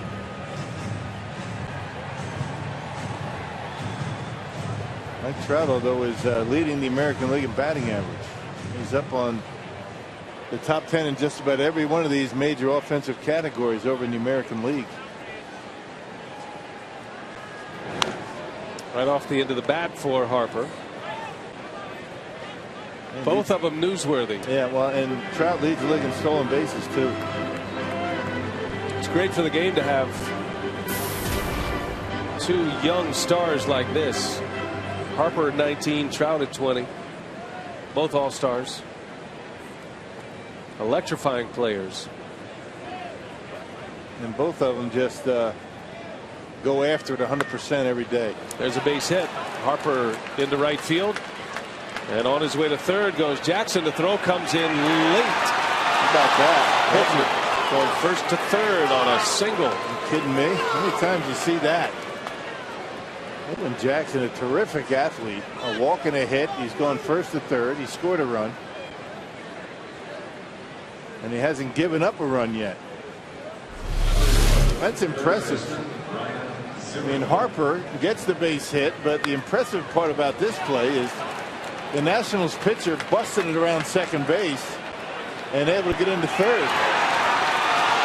Slide a little bit suspect, but still in all, that's good hustle. That's a big play for the Nats. Runner at third base with one out. After the Harper single, Ryan Zimmerman at the plate. Zimmerman has bounced into 13 double plays this year, second most in the National League. And Gallardo could use one here. Changes the inning when a runner goes from first to third like that, and you don't see that much with pitchers.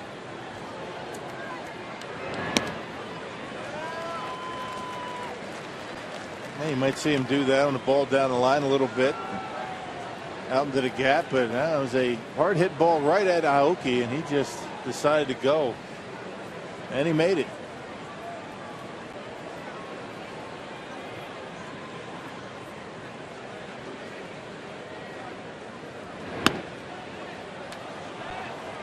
Two balls and a strike on Zimmerman. Washington coming off a sweep of the Mets. They actually beat the Brewers here yesterday by a couple of hours after the Brewers played a long game, extra inning ball game.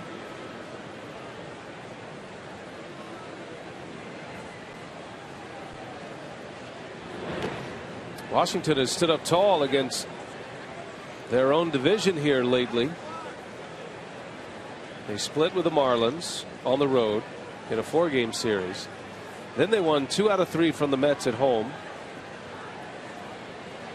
Split with the Braves, winning the last 2 games of that series in Washington, and then they swept New York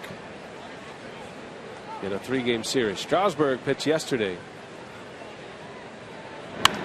Zimmerman down the right field line. That ball's well hit. Slicing, and it is a foul ball, not by much. Yeah, that ball was hit pretty well.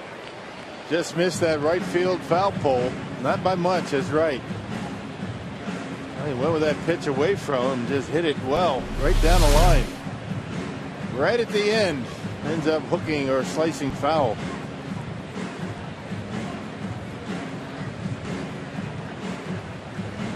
Yeah, the Nationals are 11 games over 500 against their own division.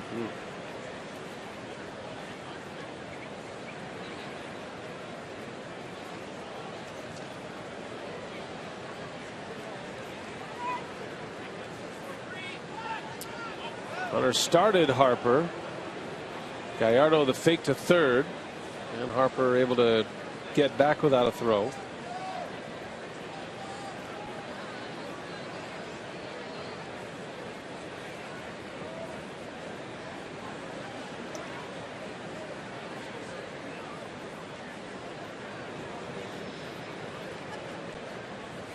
There he goes, and a line drive to right, base hit. Jackson will score. Harper on his way to third. Throw comes in, almost gets away. Washington adds to their lead. It is 5-0. Single and an RBI from Ryan Zimmerman.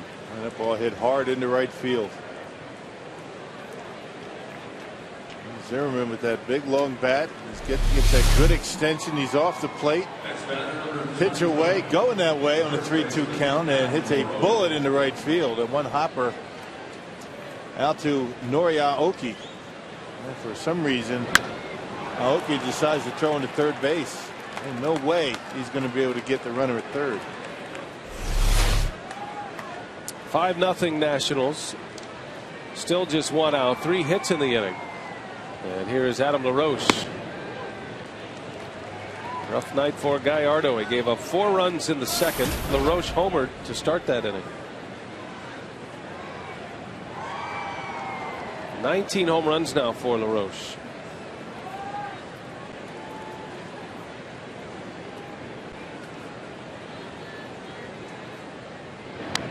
And what really bugs you about this game is the fact that Never mind. We take a look at our AT&T Uverse reverse replay. There's LaRoche going deep to start the second inning. Did you say something wrong? Never mind. The fact that Edwin Jackson's in the middle of both of these rallies, a walk, a base hit to lead off this inning. The Nationals pitcher has scored twice. 0-2 on LaRoche. Lays off.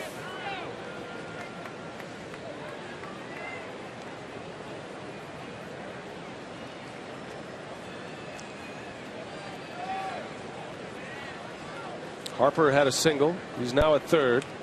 Zimmerman an RBI single at first.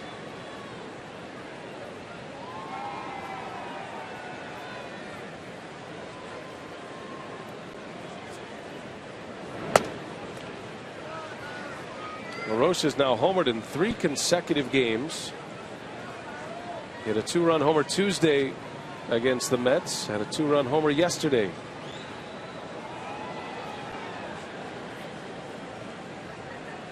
His career best is 32. He did that with the Braves in 06.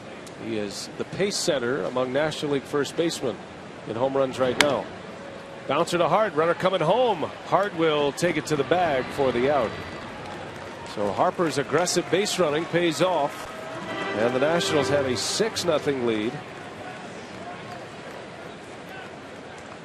RBI for LaRoche on a 3 unassisted ground out.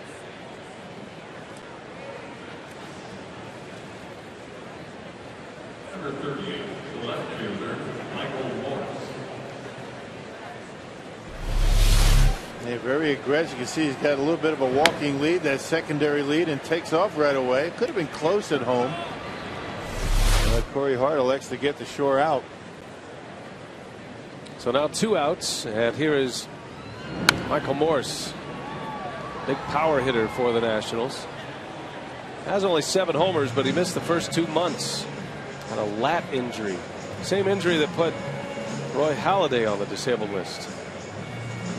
Sometimes those things take forever. Sometimes they never go away. You'll be able to play through it at some point, but it takes a long time to recover completely from those injuries. Especially for a guy like Morse, who has such a big swing. Tough to come back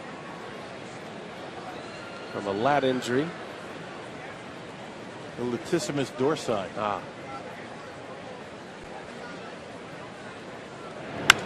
That one is ripped center field, a base hit.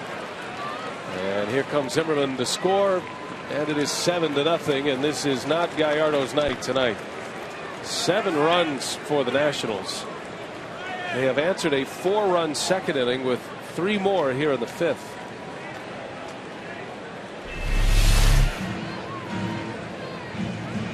A good approach up there by these Nationals hitters. That was a slider that was up a little bit. It was on the corner.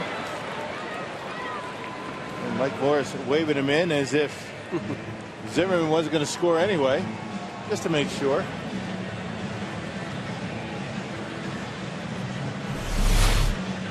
Well, not the start the Brewers needed tonight. Gallardo giving up 7 runs at this point.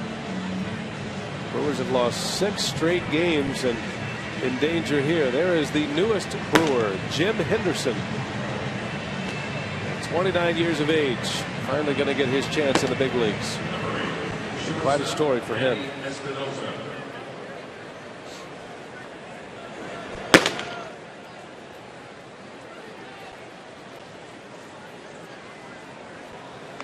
Two outs, and it'll be Danny Espinosa.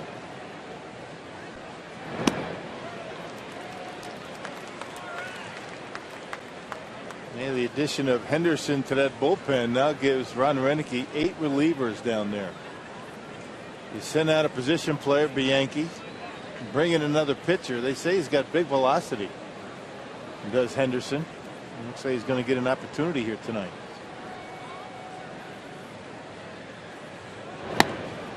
Oh, and 2 the count.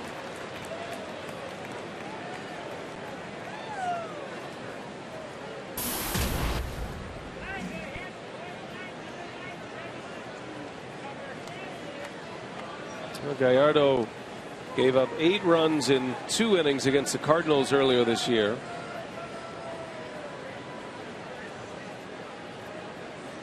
Had 2 blow-up outings this season prior to this one tonight. 7 runs in 4 2/3 so far. ERA busters.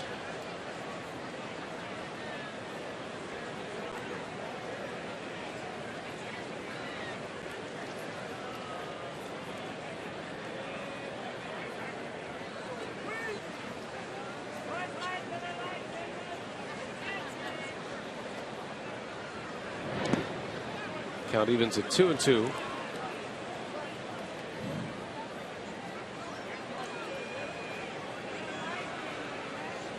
Well, Lucroy getting a workout in his first game back. He's had to block a number of pitches. Not according to plan. Catchers take these games as hard as the pitchers. All of the work that goes into the game plan, you try to figure out how you're going to retire these hitters, and it has not gone well for the Brewers tonight. Swing and a miss. Gallardo strikes out Espinosa, but the Nationals score 3 more on 4 hits, and it's 7-0.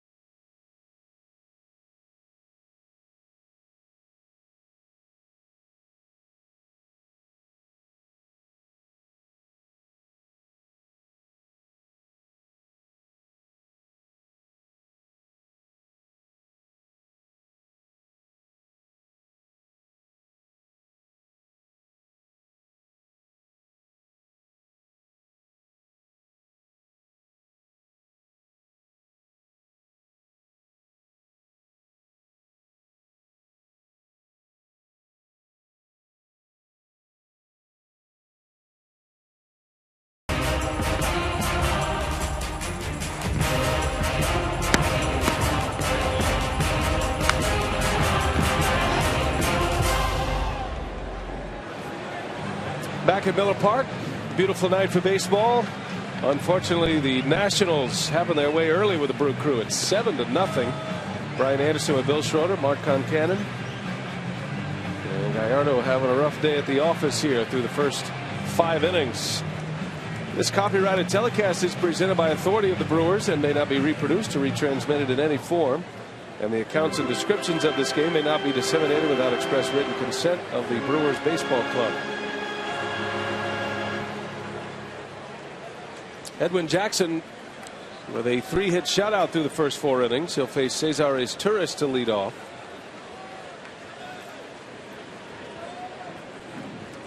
Izturis and then the pitcher spot, and Gallardo is in the on-deck circle.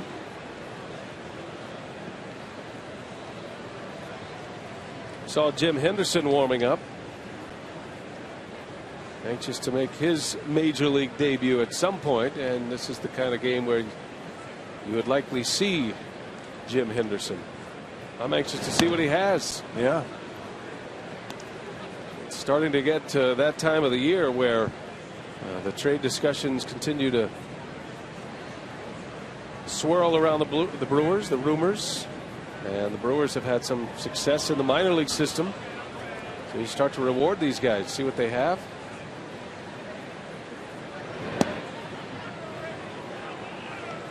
Looks like he might be going into the ball game. Just because Yovani Gallardo is on deck doesn't mean much. Brewers are 1 short on their bench now that Bianchi's gone. They've only got 4, so Ron Roenicke may very well allow Gallardo to get another at bat, down 7-0. Bouncing ball to second. Luis Torres is retired, and here comes Gallardo. Time now to take a look at our Jimmy John's high-speed delivery. Gallardo has been as quick as 93. We've seen Jackson top out at 96 here tonight. A big fastball. And he's throwing well. We talked about, his 5-6 record a bit deceiving in that statistically he's having one of his best seasons. Walk to strikeout ratio very good. He's only 28 years of age, Jackson. Amazing that he's put 10 years in the big leagues. He's been involved in 6 trades and 7 different teams. Jackson was in the major leagues at the age of 19 with the Dodgers back in 2003. His first full season when he didn't go back and forth between the minors and the majors was 07 with Tampa Bay. And then he threw a no-hitter against Tampa Bay as a member of the Arizona Diamondbacks. And the only run in that game came on an Adam LaRoche 2nd inning home run. How about that? And their teammates here in Washington.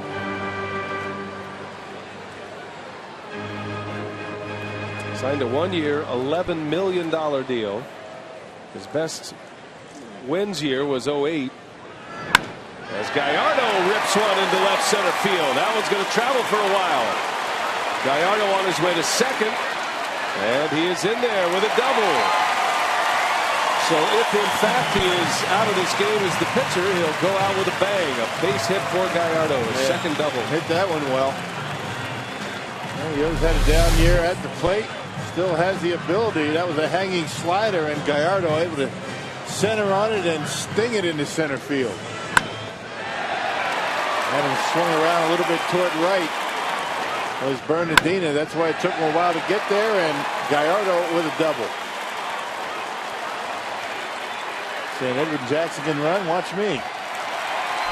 How about the pitchers in this game with the 2 hits, a walk? Jackson scored twice. We'll see if Gallardo can score a run here. Brewers down 7-0. Nori Aoki now with 1 away.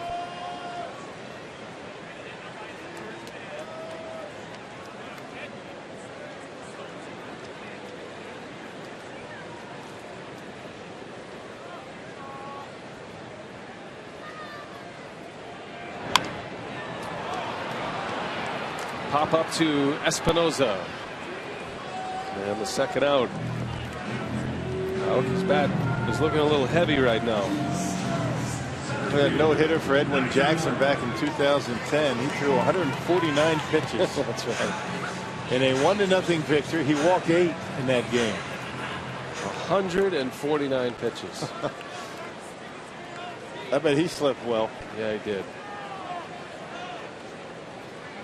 I mean, especially in this day and age, to throw that many pitches, unheard of. Zach Greinke was taken out of a game the other day after 87 pitches. Right. In 7 innings. About half. So if you're a pitcher and you want to stay in a game these days, you better not allow any hits.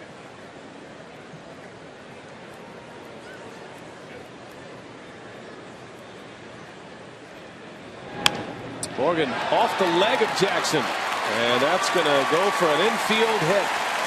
Nigel Morgan with his first hit. And that'll bring up Ryan Braun. Hey, long ball here, make it interesting. He's back in his baby. And that ball doesn't hit Jackson in the leg. It's into center field and an RBI for Nigel Morgan. Infield hit for Morgan.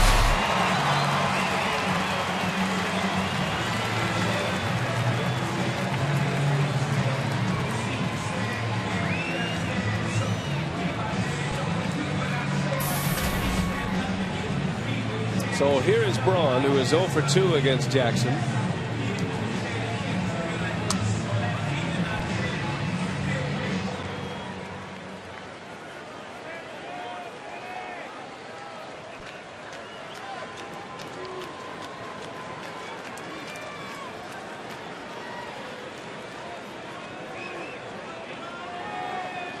Brewers need something to cheer about here. As Braun lifts it in the air, playable. That's Bernardina. And 2 more left on as Jackson keeps the zeros coming. He's through 5, working on a 5-hit shutout.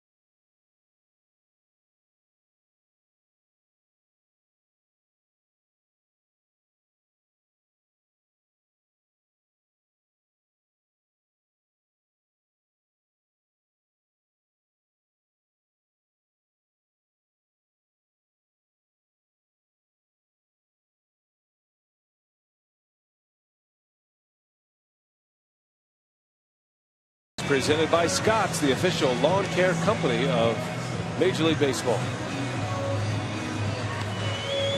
Giovanni Gallardo is out. 5 innings, 7 runs.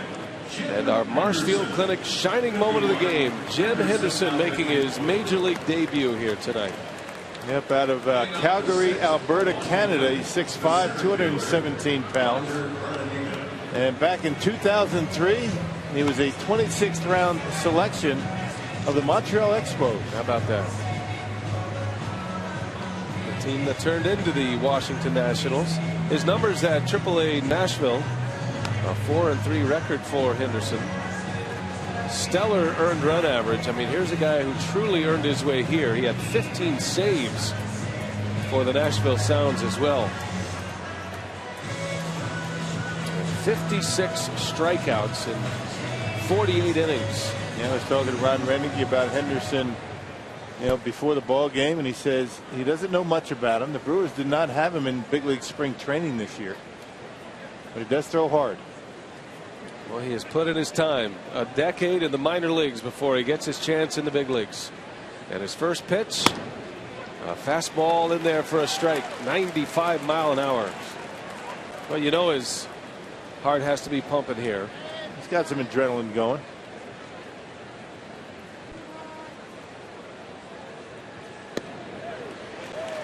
Another 95 mile an hour heater, and it's 0-2. Roger Bernardina, his first batter faced.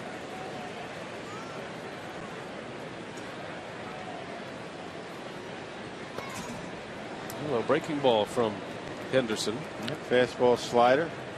Get away with that out of the bullpen, especially when you've got 95 miles an hour to run up there. Brewers picked him up prior to the 09 season.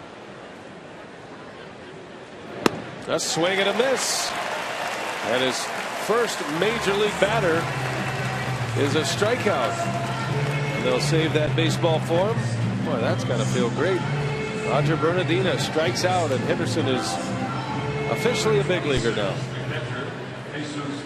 Hey, Jonathan Lucroy rolled it over to the ball boy over there by the Brewers dugout. Check it out. Realizes it's his first out. Rolls it over there, and I think, I'm not sure, did the ball boy throw it in the seat? Oh, there it is. The reaction on Lucroy's face, I can't believe he did that. Good. He's got it. He's going to hold on to that baby. Doesn't mean there might not be a plant. You know, you might write all over another baseball. Bounce it a short. Cesar's Torres takes care of Flores for the second out. When did they start throwing the baseballs out for your first strikeout? I've seen that a number of times this year, but I don't remember that in years past. I don't. Hasn't been very long. Yeah, you get the first hit. If you're lucky to get your first home run ball, which I was able to get back in the old days. But first strikeout balls, I guess that's just a new phenomenon. Hey, might as well. Yeah. Beautiful country he's from, Calgary, Alberta. Calgary was a rookie ball team when I was in the Pioneer League. Oh, that's a nice bus ride. Yeah. Or you Helena? Butte, Montana to Calgary, Alberta, Canada. Wow. To the stop at the border. Yeah. Everybody off the bus.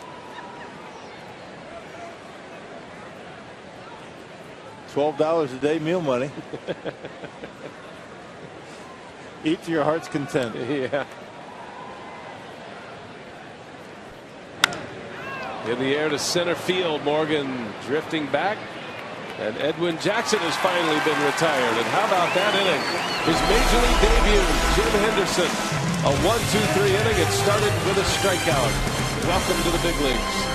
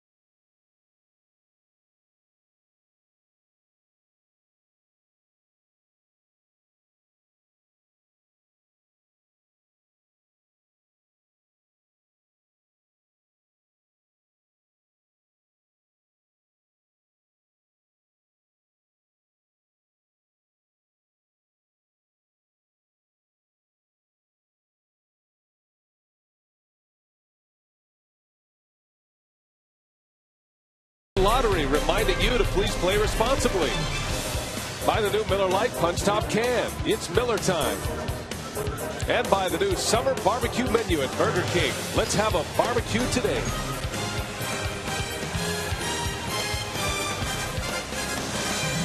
Jim Henderson. What a debut. A 3-up, 3-down inning against the team with the best record in the National League, the Washington Nationals. He picks up a strikeout. What a great feeling. I mean, that is perseverance at its best right there after a decade in the bushes.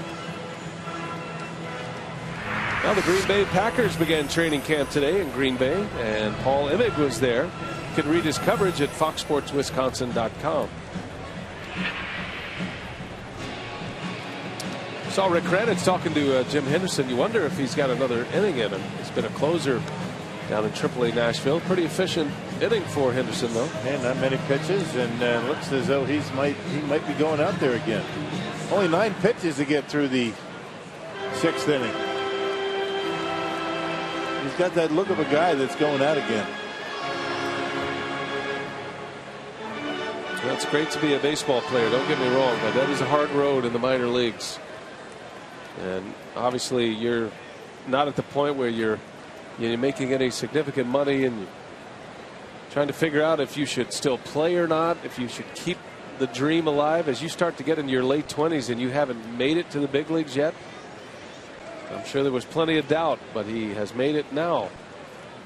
And with a mid-90s fastball, certainly has the stuff. As Ramirez on the first pitch skies one out to Bryce Harper, 10 years younger than Jim Henderson. Yeah, perseverance and finally able to get into the baseball encyclopedia. He's in the book. Yeah, that's the one, right? One of a select few in been able to say they played in the big leagues. I'm not sure there's the next generation of baseball fans might not know much about the baseball encyclopedia. Baseball Reference is such a great tool online, baseball-reference.com, but that was the way that I grew up with the baseball encyclopedia. And that book would come out every 4 or 5 years and be updated, all the names in alphabetical order. You could just bounce from one name to the next.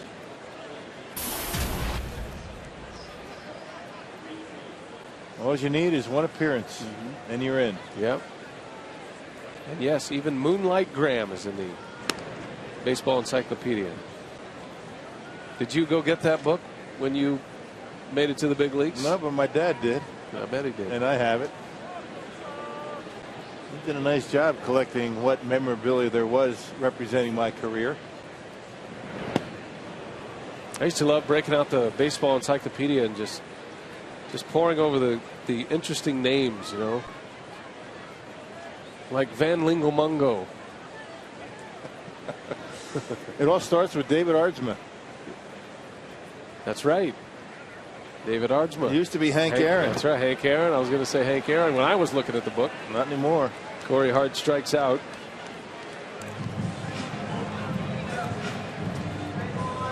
Hey, come out to Miller Park for the Negro Leagues tribute game on Saturday. The Brewers will wear special uniforms as a tribute to the Milwaukee Bears. Call 414-902-4000 or visit brewers.com.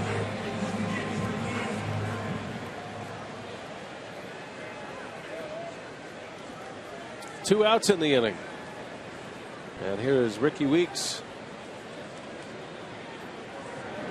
Got a nice delivery here in the booth. Some pretty cool looking caps. Yep, the camouflage caps. And Miller High Life sponsored the Camouflage Brewers caps tonight. Military Appreciation Day. Right. And I have some folks that want those things at home. You have 4, including me. And I have 1. What are you trying to say? Would you like some more? There's more back there. Really? There you go. Those are sweet. Yeah. I got a couple of soldiers in the family that would like one. Ricky Weeks. And now we'll go to the wall. This will be extra bases for Weeks. A 2-out double for Weeks. Yeah, Ricky Weeks coming off a 4-hit game yesterday. Edwin Jackson with a breaking ball. He just left right down the middle of the plate, up in the strike zone, and Ricky able to whistle it down the left field line for a 2-out double. And the Brewers with 6 hits and 3 of them doubles tonight.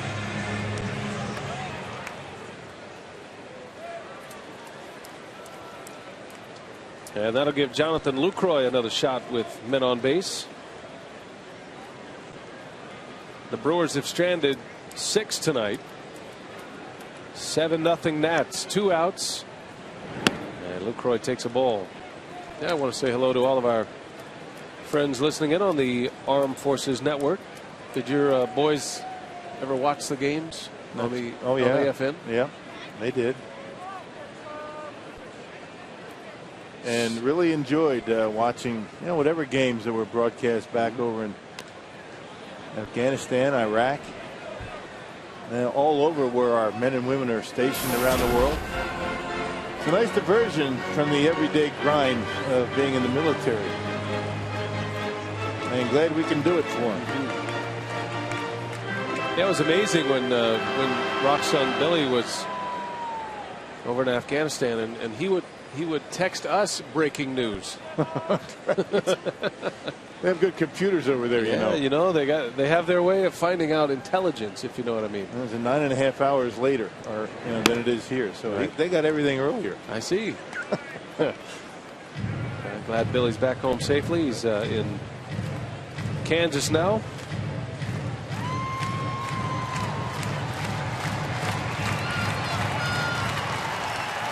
Lucroy. There's a lot of work with military charities. We've got an event coming up Sunday that's going to be a lot of fun out at the Legends of Brandybrook.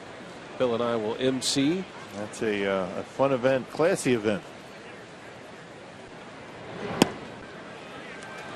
That's open to the public, by the way. If you want to come join us out there, you got a number of PGA Tour players that'll be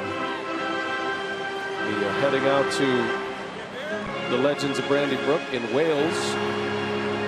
There's a day game that day on Sunday, and then following the game of the Nationals, Rock and I will be headed over. I think Ron Renicky said he's going to come. He was there last year. They raised a bunch of money, over $200,000 for military charities last year. He had some nice stuff up for auction, and a silent auction over there. Boy, great stuff. I remember Mark Kotsay last year. How much did he spend over there last year? Boy. Yeah, Mark Kotsay was the one driving up all of the auction items. And remember that gold-plated wedge he bought? Right. Now remember it was in a case, and that's something you would see, Right. up on a trophy case. Right. You don't use it. He's actually. using it. It's in Right. his golf bag. He likes it so much. Lucroy back up the middle, hits the bag, and Lombardozzi knocks it down. That cost him an RBI hitting the bag. That would have snuck through into center field. It would have got the skunk out of the box for the Brewers offensively. Good approach by Lucroy. Talking about the approach of hitters that are very good in these situations. Jackson gives him a slider on the corner, and he just pokes at it, just trying to put the ball in play, shooting it up the middle. Had that ball not hit the bag, Ricky would have scored. Kind of been the way it's gone for the Brewers. Remember, Nyjer Morgan hit one up the middle. It hit Jackson on the leg with a runner at second, and Gallardo couldn't score on that play, and he ended up being stranded. Same here. Only 7 hits for both teams, and it's a 7-0 game. Yeah, hard to figure. Well, here is Izturis. A bouncer right side. Lombardozzi makes a great play to end the inning. Man, oh man, the Nationals, they do it all. That was some kind of play. Keeps the shutout intact for Edwin Jackson. Lombardozzi covering some ground to retire Izturis.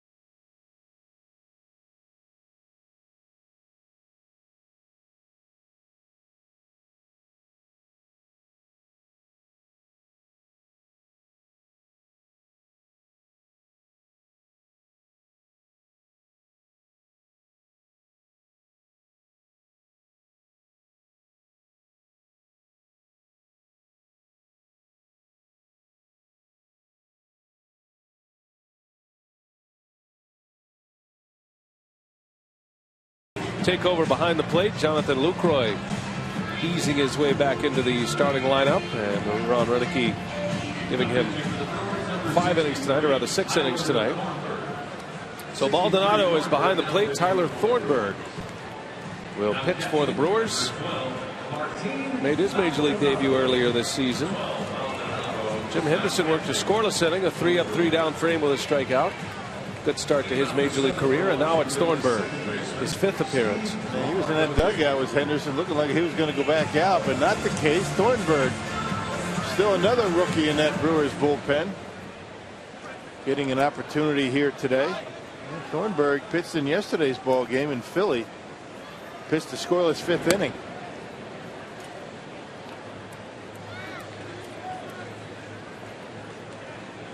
And Jim Henderson will hang around to watch the rest of this one. Thornburg, and the ground ball by Lombardozzi, gets his first out of the inning. I figured there's going to be a few phone calls made back to Calgary tonight. Yeah. Good for him.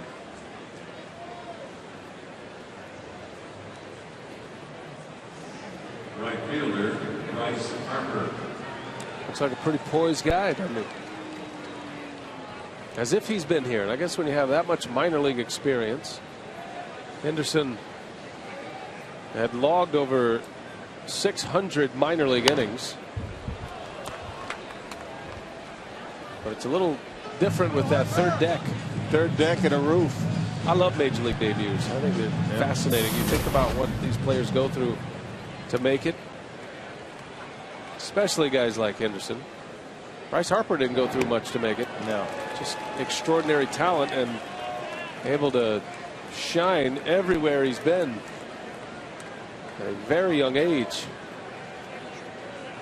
Many times as Henderson sat around thinking about a potential major league debut and how he would feel. There's a nice breaking ball from Tyler Thornburg. That's a pitch that he's going to have to be able to throw for strikes more often. That's a good fastball, but when he can throw that pitch over, good luck to you. Right over the top. Good pitch. And he controlled his emotions pretty well after a 10-year wait, talking about Henderson, and his throwing strike with some big fastballs.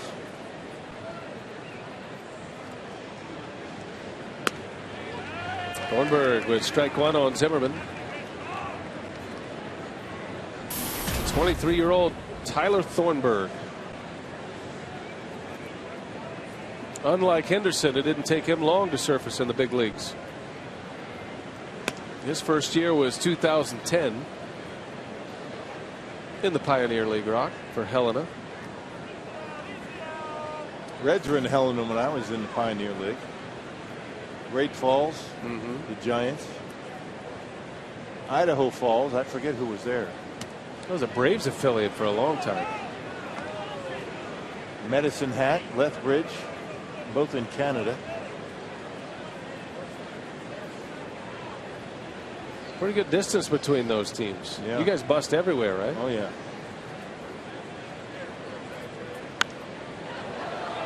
And not many days off in that half season. I've heard a lot of guys say, I think you've probably even said it, but as great as it was to play in the big leagues, and certainly that's where you want to be, but some of your best memories are from your minor league days. Most fun, no doubt. That first year that you ever get paid to play baseball, that's a big deal. Although I brought home $192 every 2 weeks. I get more of that in meal money up here. But you're loaded. I remember my rent in Butte. I shared a basement apartment with no windows, 4 other guys. We split the rent. I paid $35 a month. All utilities included. They were. Not a window in the place. A bunker. Had no idea what time it was. That's pretty good for the minor league life, though, right? It fits perfectly. I remember getting there, first week, you're in a hotel, you're working out, getting to know the guys. We all went, all of us decided to go to the store, picked out a roast, right? Put it in the freezer, threw that thing out when the season was over. Never touched it. What were we thinking? Who's going to cook a roast? With all the trimmings. It was great. We had good intentions. Really did. I remember being in the minor leagues, and we used to give away $25 gift certificates to this restaurant near the ballpark. And you'd have guys lining up ready to talk to you every day. That's big, $25. Zimmerman draws the walk. Not quite the story in the big leagues. You should see poor Joe Block run around the clubhouse trying to find an interview. Right. When things aren't going very well, guys aren't willing to talk so much. No matter how much jockey underwear you have to offer. Yep.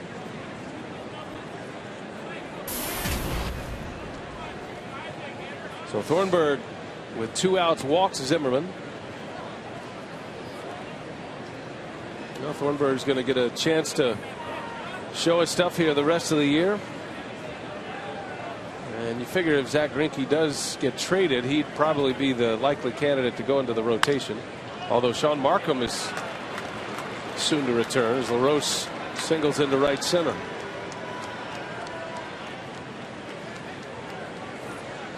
Markham threw off a bullpen mound in Philadelphia, and he'll be progressing to the next stage. He'll eventually throw a simulated game or two, maybe go on a minor league rehab. Guess it all depends on what's happening up here.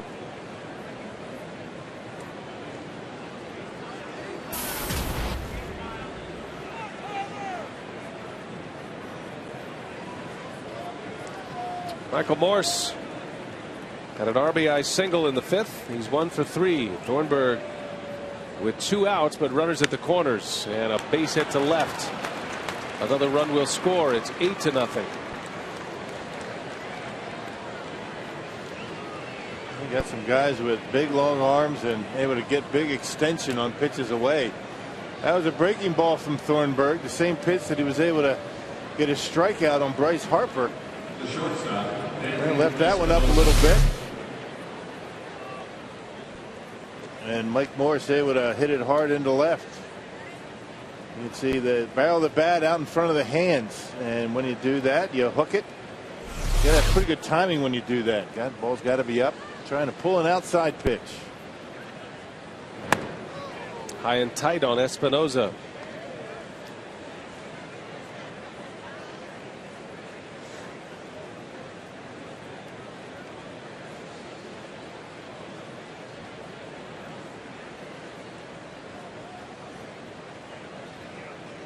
Well, you figure the learning curve is going to be steep for Tyler Thornburg. At 23 years of age and just a couple of seasons in the minor leagues. He started the year last year in the Midwest League at A-ball.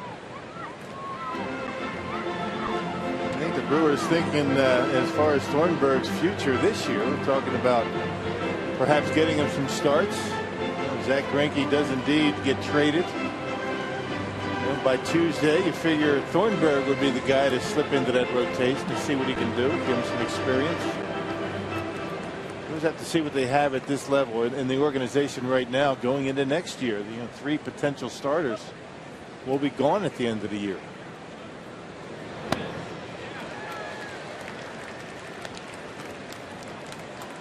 Well, the Brewers are pretty high on their minor league pitching, especially at the lower levels in the minor leagues.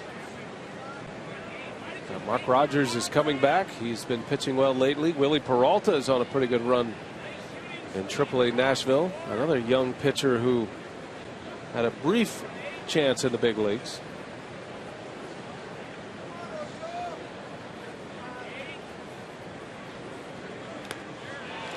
A foul tip into the middle of Maldonado and a strikeout for Thornburg. 8-0 Nats.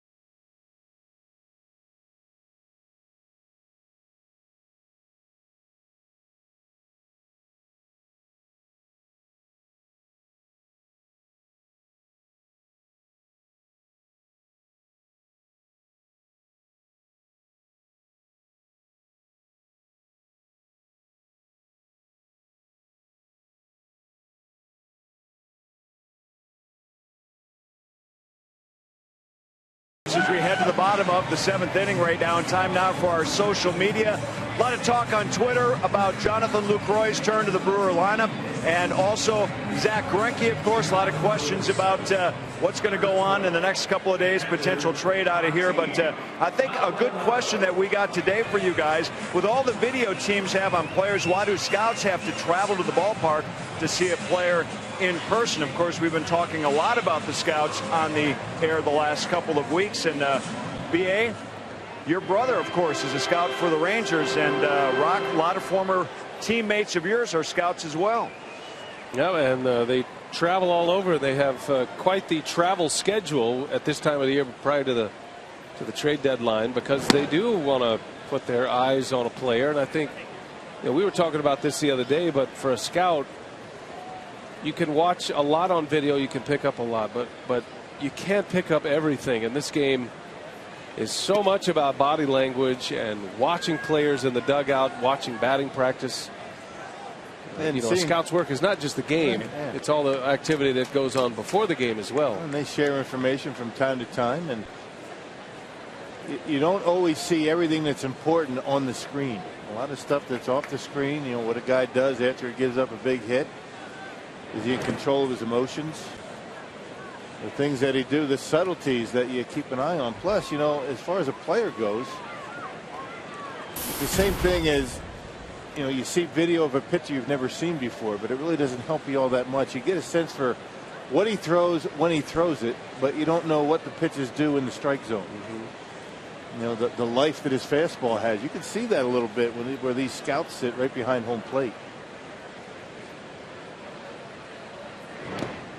Well, there's a lot to it, and we have a lot of respect for the baseball scouts. I think the pressure is really on at this time of a year for a scout. I mean, this is crunch time for them, and I think, you know, for the Brewers, their scouting department is going to be challenged a great deal here, because this is if they are going to make a trade or trades, you have to know the personnel with these other organizations.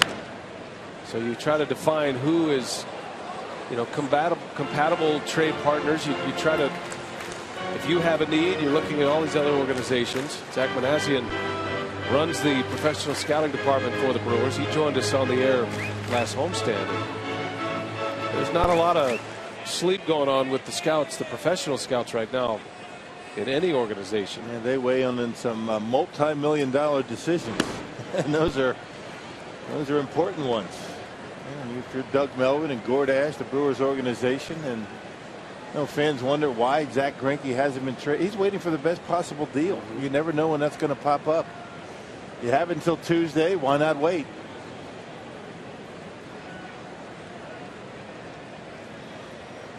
Well, the scouts are the lifeblood of this game, as Maldonado flares one into right field, a base hit.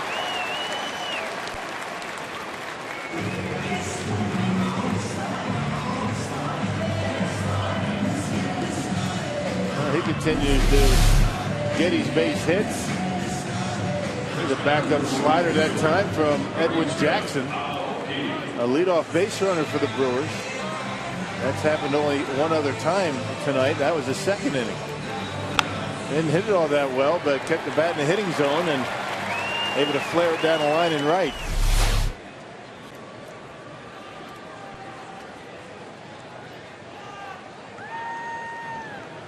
So a leadoff base runner for the Brewers. Top of the order for Nori Aoki. Speaking of video scouting, Nori Aoki, the Brewers did not see Aoki before they signed him, did not see him in person. They did most of their scouting of Aoki off video. And that can be a little risky, but before they signed him, they brought him over to Arizona for a workout. And he showed enough at that workout that the Brewers felt comfortable doing a 2-year deal with him. I think a number of batting titles and Gold Gloves is enough to take a chance on a guy for a couple of years. Yeah, he had enough hardware. Right. And more importantly than anything else, he not only does he have the talent and have the pedigree, but he wanted to play in the States. He wanted to be a major leaguer, to put his game up against the best in the world. And that means a lot for a guy in Japan, and certainly for Aoki, his comfort zone was in Japan. He left a very comfortable lifestyle. Left a lot of money on the table as well to challenge himself over here. He's done a great job.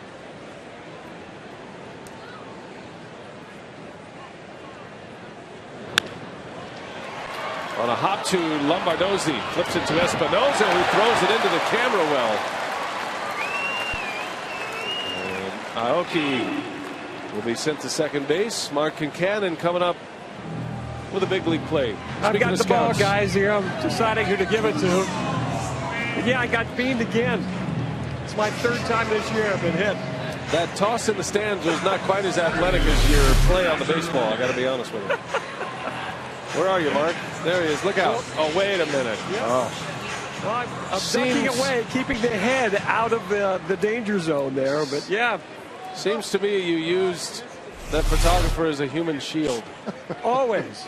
Woody is not here, but Brett is doing a fine job standing in and once again saved the day, deflecting that one. But hey, live to tell the tale once again. It's hazard pay. I knew the job was dangerous when I took it. Mark's already been domed earlier this year. Yeah, I know. I know. Hazard pay. I'm telling you, yeah, just, ball just finds certain guys. That was a quick evacuation of the premises.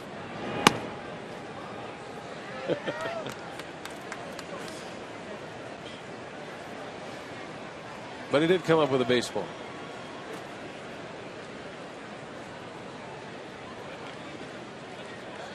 Probably not something a scout's going to put in his notebook.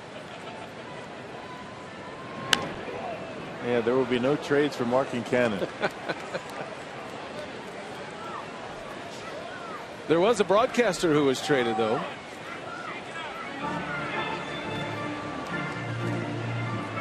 Interesting piece of trivia. Okay.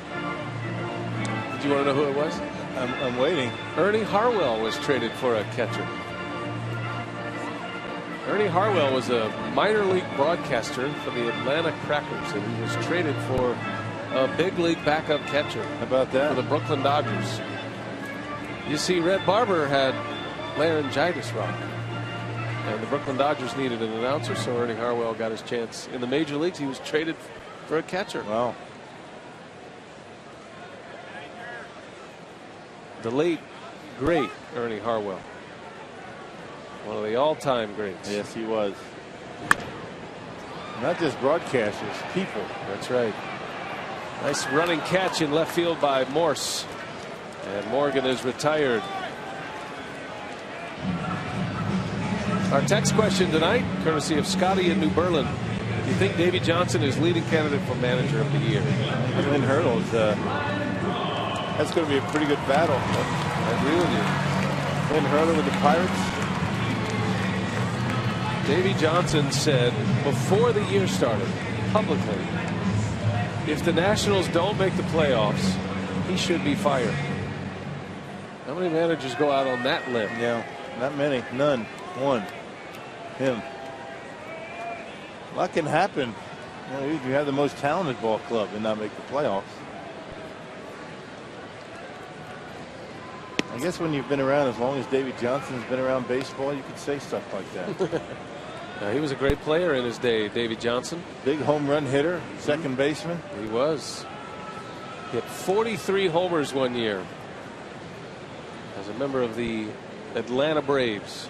He's an all-star, won a few Gold Gloves, had a nice career as a player. Braun pops it up. Who wants it? LaRoche will make the call and the catch. And Edwin Jackson still rolling here. He's got an 8-hit shutout through 7 innings. Mark Kincannon aboard.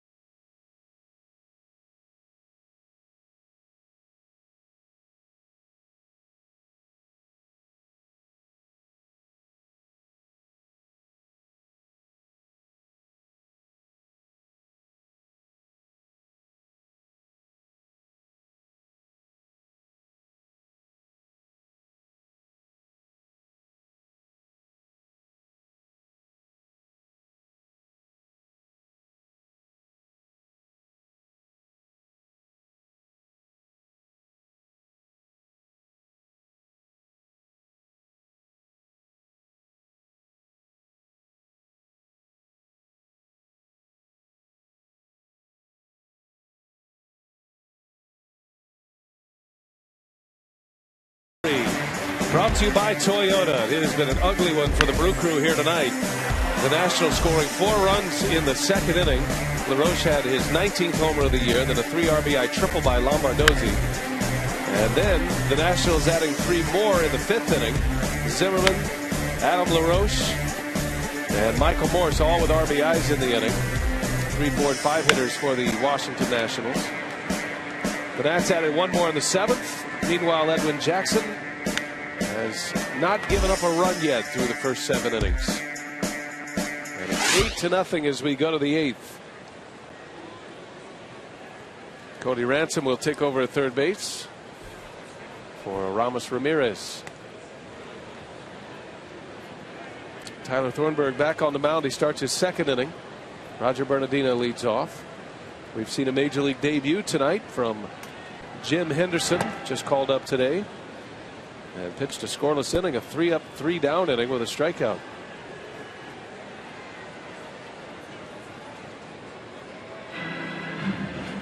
We were talking about scouts last inning. You remember the scout that signed you? I do, Joe McIlvaine. Remember he became the general manager of the Mets? Yeah. Because of the Bill Schroeder signing, he got elevated very quickly. Wow. Actually, there was a scout in the Baltimore area named Walter Yaus. Remember him? Yes, Jauss. Yes. Yes. And he actually was the guy that got credited for signing me. I don't know if his credit's the right word, but he was he was the guy that identified that a certain catcher at Clemson University had potential. But Joe McIlvaine actually came to the house and signed the contract. I see. Big negotiation there between you and Joe McIlvaine. Huge. You stood eye to eye, you and old Pete. And we had our game plan set in place. We had Joe McIlvaine sweating at the dining room table. This is not good here. Martin Maldonado identified something in Thornburg a couple of pitches ago. He went out and had a chat with him, and he keeps saying he's fine. Renick's putting the interrogation on him. Assistant athletic trainer Dave Yeager is out there with him as well. And Renick, I think we're going to take him out. I think I heard him say we're going to take you out. I mean, any sign of any problems, and get him in the clubhouse. You certainly don't want to mess with the kid's future in a game like this. Why chance it? Well, nobody was warming up in the bullpen, so it'll be a little while as a new pitcher will come in. Jose Veras starting to stretch out. He'll have as much time as he needs. And this night continues as such as Thornburg leaves. Let's see if we can spot anything here.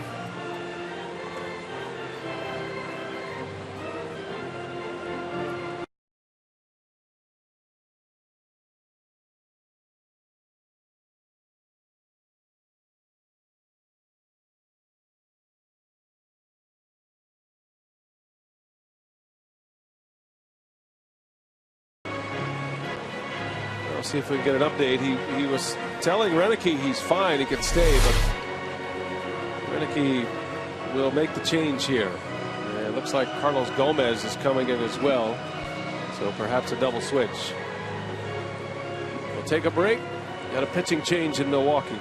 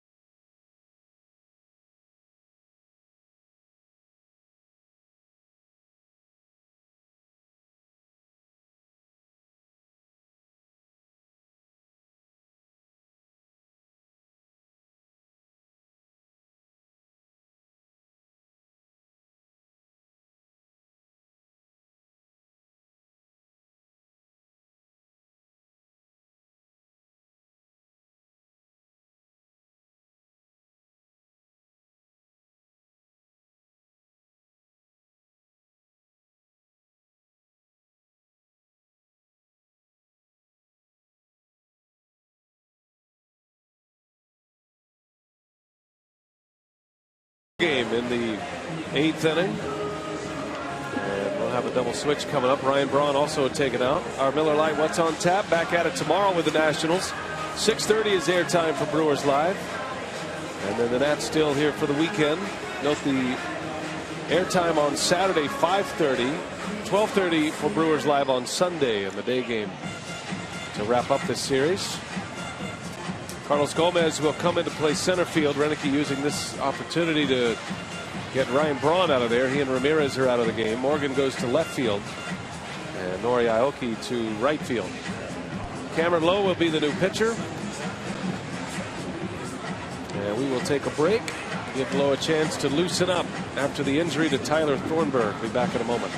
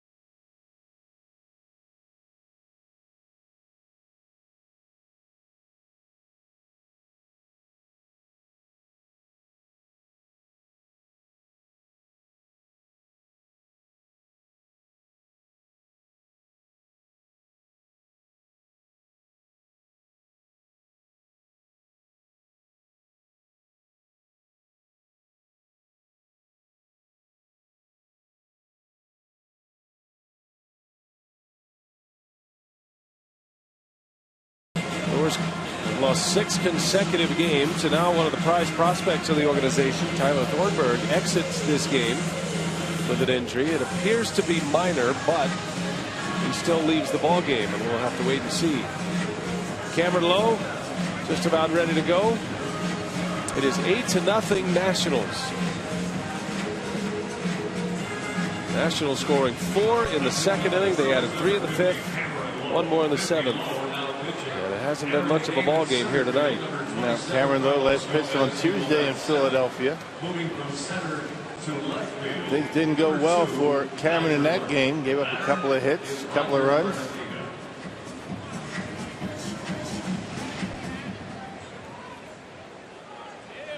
Well, he will inherit a 3-2 count on Roger Bernardina, leading off this 8th inning for the Nationals. And a swing and a miss. 1 pitch and a strikeout for Cameron Lowe. Well, that'll go down as a Thornburg strikeout. Unfortunately for Lowe. He had 2 strikes on the batter. Now, if he walked him, it would have been a Thornburg walk because it was 3 balls. And because Thornburg got the first 2 strikes, he gets the strikeout. Which will give him 3 in his inning and a third. One of those quirky baseball rules. Right. Now Cameron Lowe could use some success on the mound. Those are some tough memories to shake. Always talking baseball, you have to have a short memory. That's a common phrase. But the Brewers bullpen has been in serious trouble here the last few days, really all season. The bullpen has struggled, but it has shown up in a mighty way over the last 3 days in Philadelphia.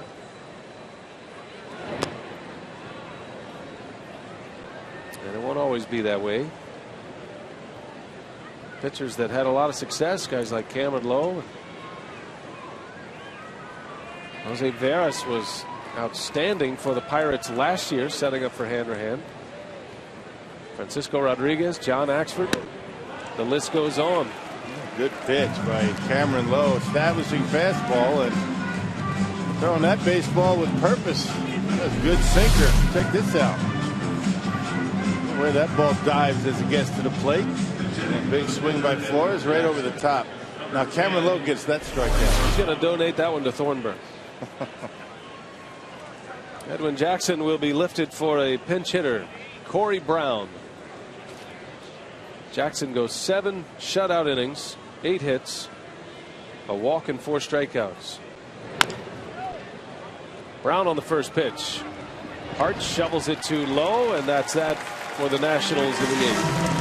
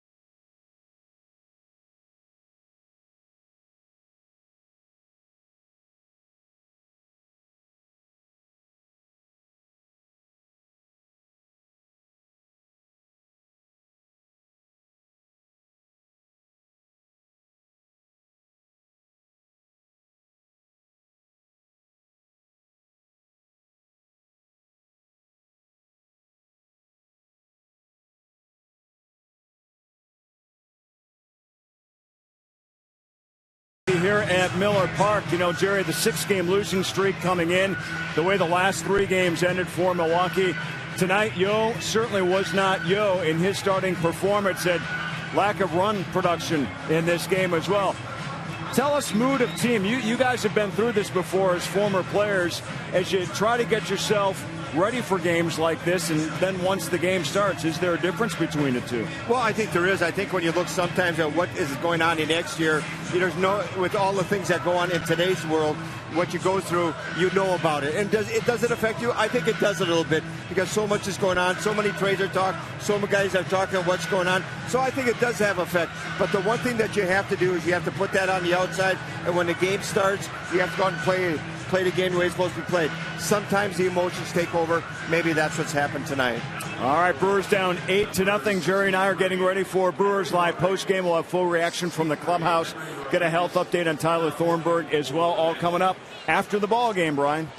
All right, Craig and Augie, thanks. You see Henry Rodriguez, the hard-throwing right-hander on the mound for the Nationals as we go to the bottom of the 8th inning. We'll try to preserve the shutout that Edwin Jackson started. 7 innings for Jackson. A big strikeout pitcher, but look at the walks. He's got 20 walks in that stretch of innings. 26 innings for Jackson. I should say Rodriguez. Heck of a night for Edwin Jackson tonight. 7 shutout innings and scattered 8 base hits. Cody Ransom batting for the first time. And he hits a soft line at a second for the first out. Well, Edwin Jackson here tonight. Pizza Hut delivery of the game. 4 strikeouts for Jackson. He did give up 8 hits, but every time the Brewers threatened, Jackson was able to get out of the jams. Yeah, Brewers 2 for 12 with runners in scoring position tonight, and both of the base hits, infield hits. Brewers last couple of days have had a tough time with runners in scoring position. And yesterday in Philly, the crew 4 for 19. See Corey Hart at the plate tonight, presented by Wendy's. 1 for 2 with a walk. And that one's driven to right field. Back is Harper, and he makes the catch up against the wall. 2 gone. Hart just missed it.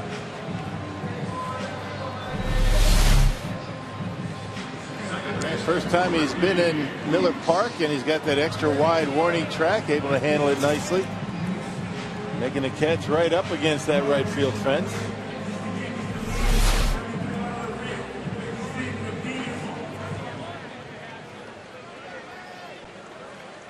Nationals trying to get Rodriguez back on track. He actually closed games for the Nationals early in the season.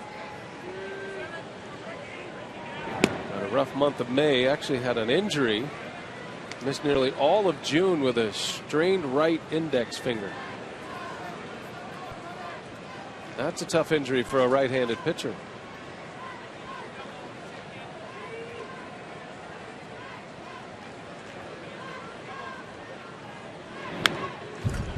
Nothing wrong with his arm, though. Yeah, straight as a string at 98 miles an hour.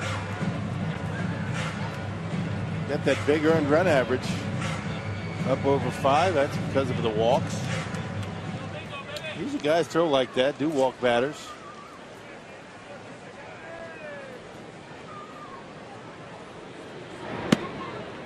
With a hook. All the stuff is there. It's just the command. And once he gets it, this guy could emerge as a dominant pitcher. Certainly closer stuff. Will he get there is the big question. But there'll be plenty of teams that give him a chance with an arm like that. And the Nationals certainly would. As he drills Ricky Weeks. Tried another breaking ball, and Weeks is hit by a pitch.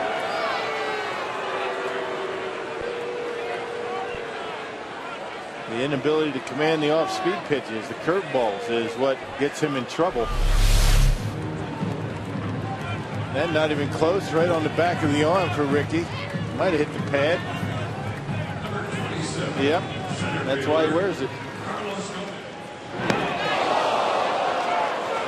The thud of the pad as opposed to the click of the elbow. So a man on for Carlos Gomez.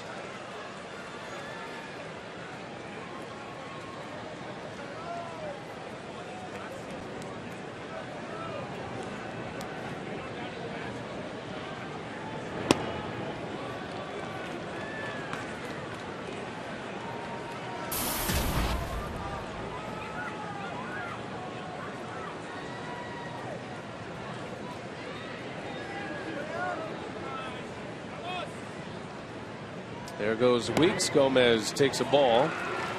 Defensive indifference. No stolen base for Weeks.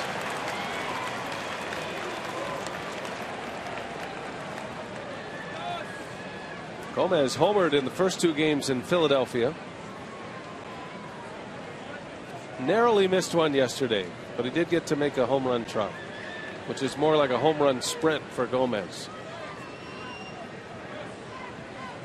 Adam Rosales is the only other guy that I know of that gets around the bases faster on a home run than Gomez. That one's hit well, left center. That ball is way back there, and it's gone. Carlos Gomez into his home run sprint. Third homer in the last 4 games for Gomez. It breaks the shutout, and it's 8-2 Washington. Gogo in a bit of a home run spurt right here. Here's that fastball. How about that? 98 miles an hour. He turns it right around, and Gomez with a nice short compact stroke. Able to drive that one out of here to center field. There you go. Oh, Gomez putting together a nice stretch right now. That's his 8th home run. 3 in the last 4 days. Get that goose egg off of that scoreboard. Good for him. And whether it's gone or not, he flies. He touches his helmet when he touches every base. Fair or foul, he's going to keep running. Fair or foul. And this time, Ed Cedar didn't have to tell him to slow it down.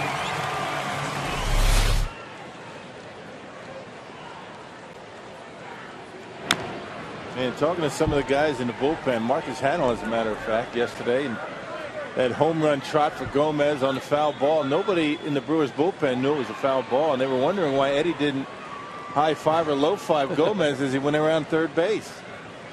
He shined him because it was foul. Izturis back to the mound, and that will retire the side, but not before Carlos Gomez gives him a little something to cheer about here at Miller Park.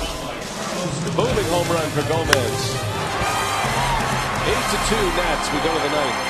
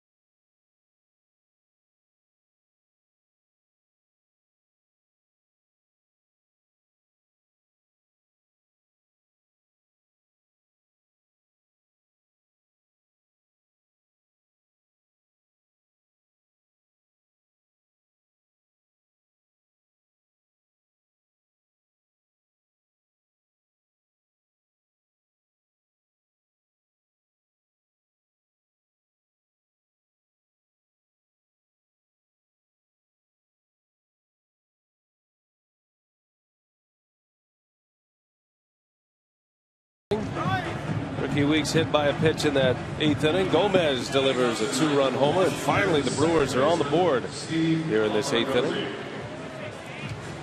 So it'll be Cameron Lowe to pitch the 9th. He came in for the injured Tyler Thornburg. Lowe with 2/3 of an inning and had a strikeout. He finished off a strikeout of Roger Bernardino, a strikeout that belonged to Thornburg. No word yet on Tyler Thornburg. Mark Concannon is down there. We'll have a report for you as soon as it becomes available. First ball swinging, Lombardozzi out number 1. 1 for 5 Lombardozzi, but it was a big one. And a 3 RBI triple in the 2nd inning. And that was the game changer. Came with 2 outs. Gallardo had given up a home run in that inning and then got the next 2 out. And at the bottom of the order, he gave up a walk, a hit, a walk to the pitcher, and then Lombardozzi wiped him clean with a triple. I played against Lombardozzi's dad, Steve Lombardozzi. By the same name. He's a member of the Twins back in those days. A right-handed hitter. Harper breaks his bat. Ransom makes the play.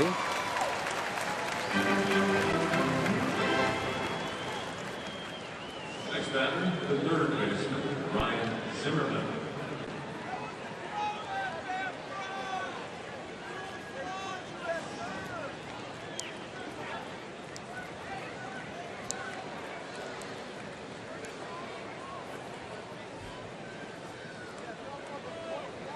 So 2 quick outs here.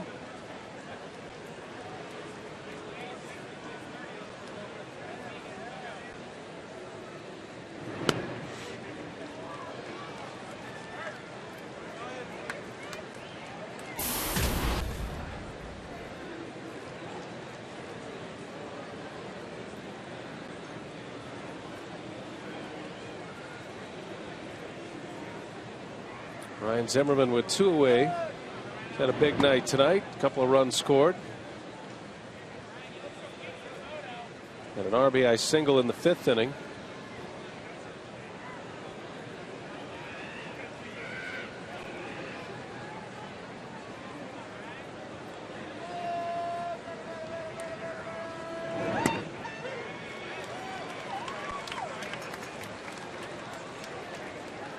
Tomorrow to be Mike Fiers for the Brewers. Ross Detweiler starts for the Nationals. Wisconsin native Jordan Zimmerman will get the call Saturday against Randy Wolf.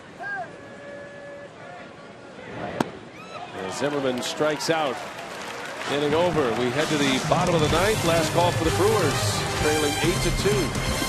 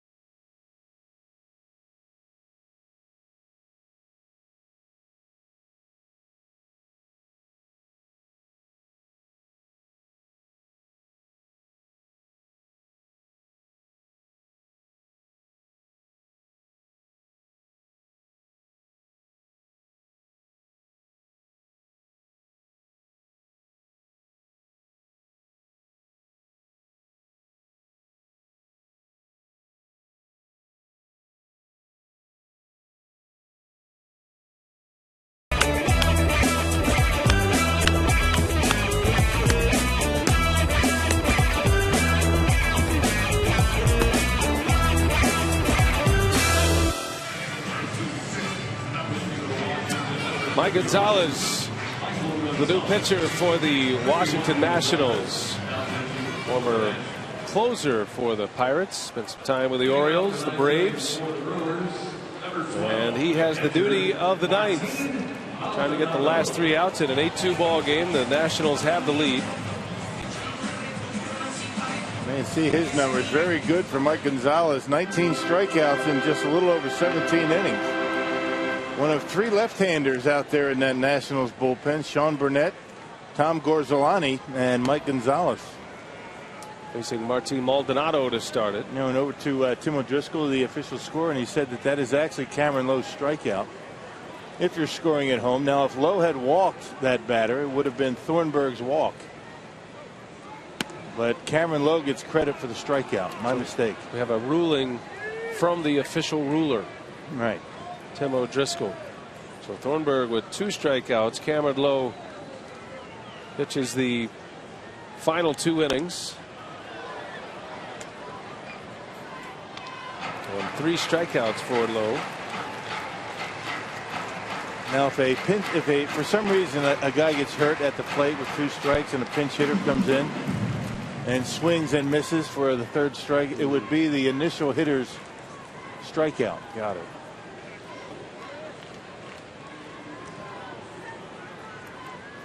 I'm still waiting to hear about Tyler Thornburg. Ron Renicky took him out of the game in a 3-2 count. They spotted something.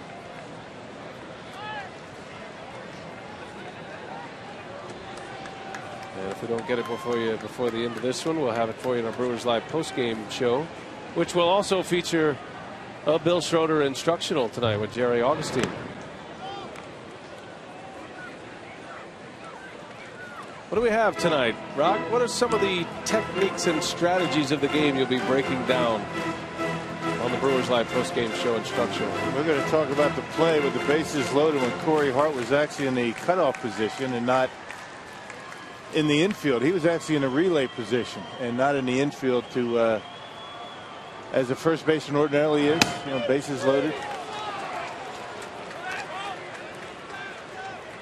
And if you don't mind me asking, what will your role be in the that has not been determined. Oh, okay. Well, here's the play you're talking about. This is the one that Augie and Rock will break down in our instructional. Watch Corey. Watch Corey Hart where he goes. He's going to dive. And it's one of the more unique plays that you'll see. You'll see Corey Hart in the outfield in the cutoff spot. Right there, not actually in the outfield, but not in the area where he ordinarily is going to be. Talk about different things that a first baseman has to think about.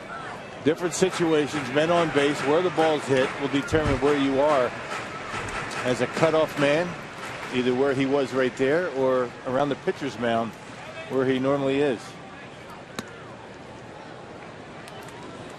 Well, that old notion of, a guy who can swing the bat a little bit, just throw him over there at first base. You can hide him at first base.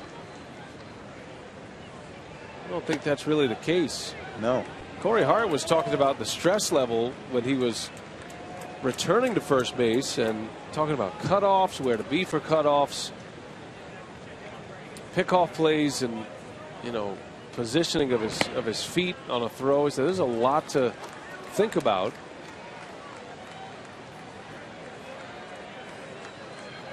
Obviously, Hart is getting more and more comfortable as the days go by. And that really is the toughest thing. I mean, bunt plays, where to go and stay back, and the cutoffs and relays. It's not as easy as it looks.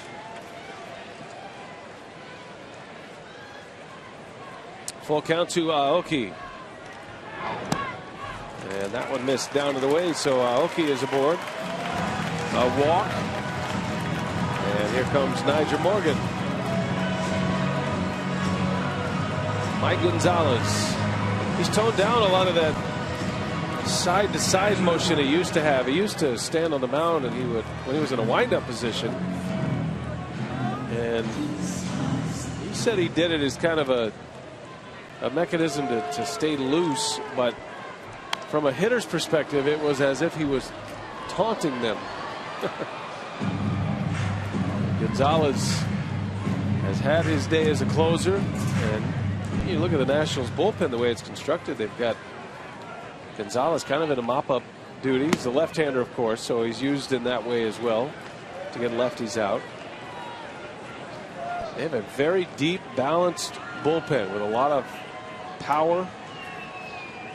Drew Storen was their closer. He was injured. Tyler Clippard took over and was fantastic. Storen has returned now. And Clippard's been so good that Clippard continues to close. Storen's kind of that situational guy who comes on and gets the big out when need be.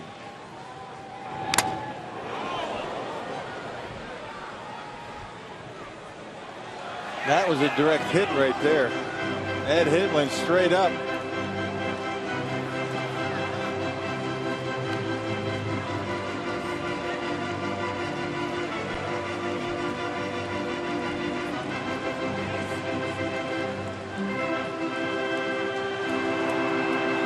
Dean Roscoe's still at it. He brought his A game tonight. He always does. The Miller Park organist.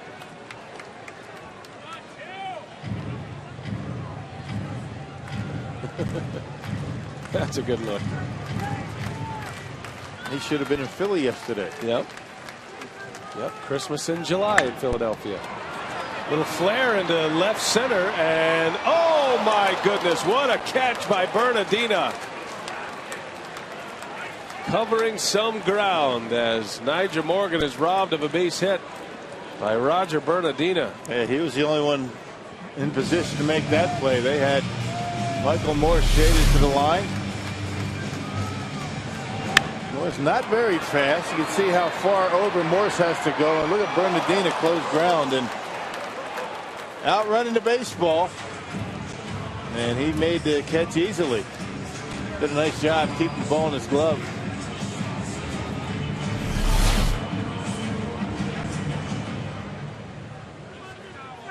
Great catch by Bernardino. 2 outs in the 9th. And here is Travis Ishikawa batting in the spot vacated by Braun.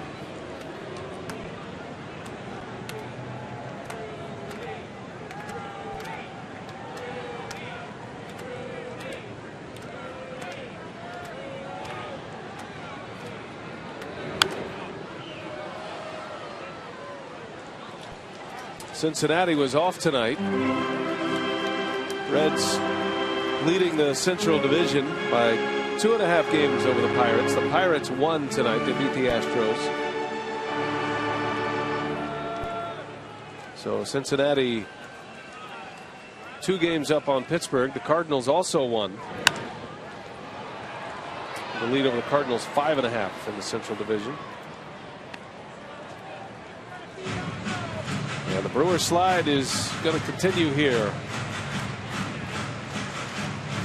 6 straight losses. It'll be 7 with 1 more out. Davey Johnson's team an out away from their 6th consecutive win. They're ahead of the Braves in the National League East. The Braves were off tonight. Nationals lead will go to 5 games on Atlanta.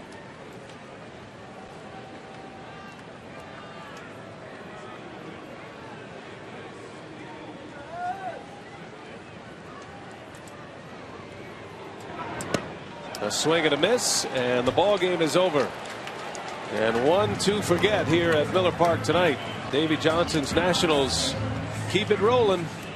Washington wins it 8-2, and they go to 20 games over 500. They match the Yankees for the best record in all of baseball. Much more still to come. We check in with Craig Kashawn from Brewers Live. Okay, Brian, thanks very much. We'll hear from Ron Renneke following this game on several topics, mood of his team, and also an update on Tyler Thornburg, who was removed in his 2nd inning of relief. All coming up. Brewers Live is next.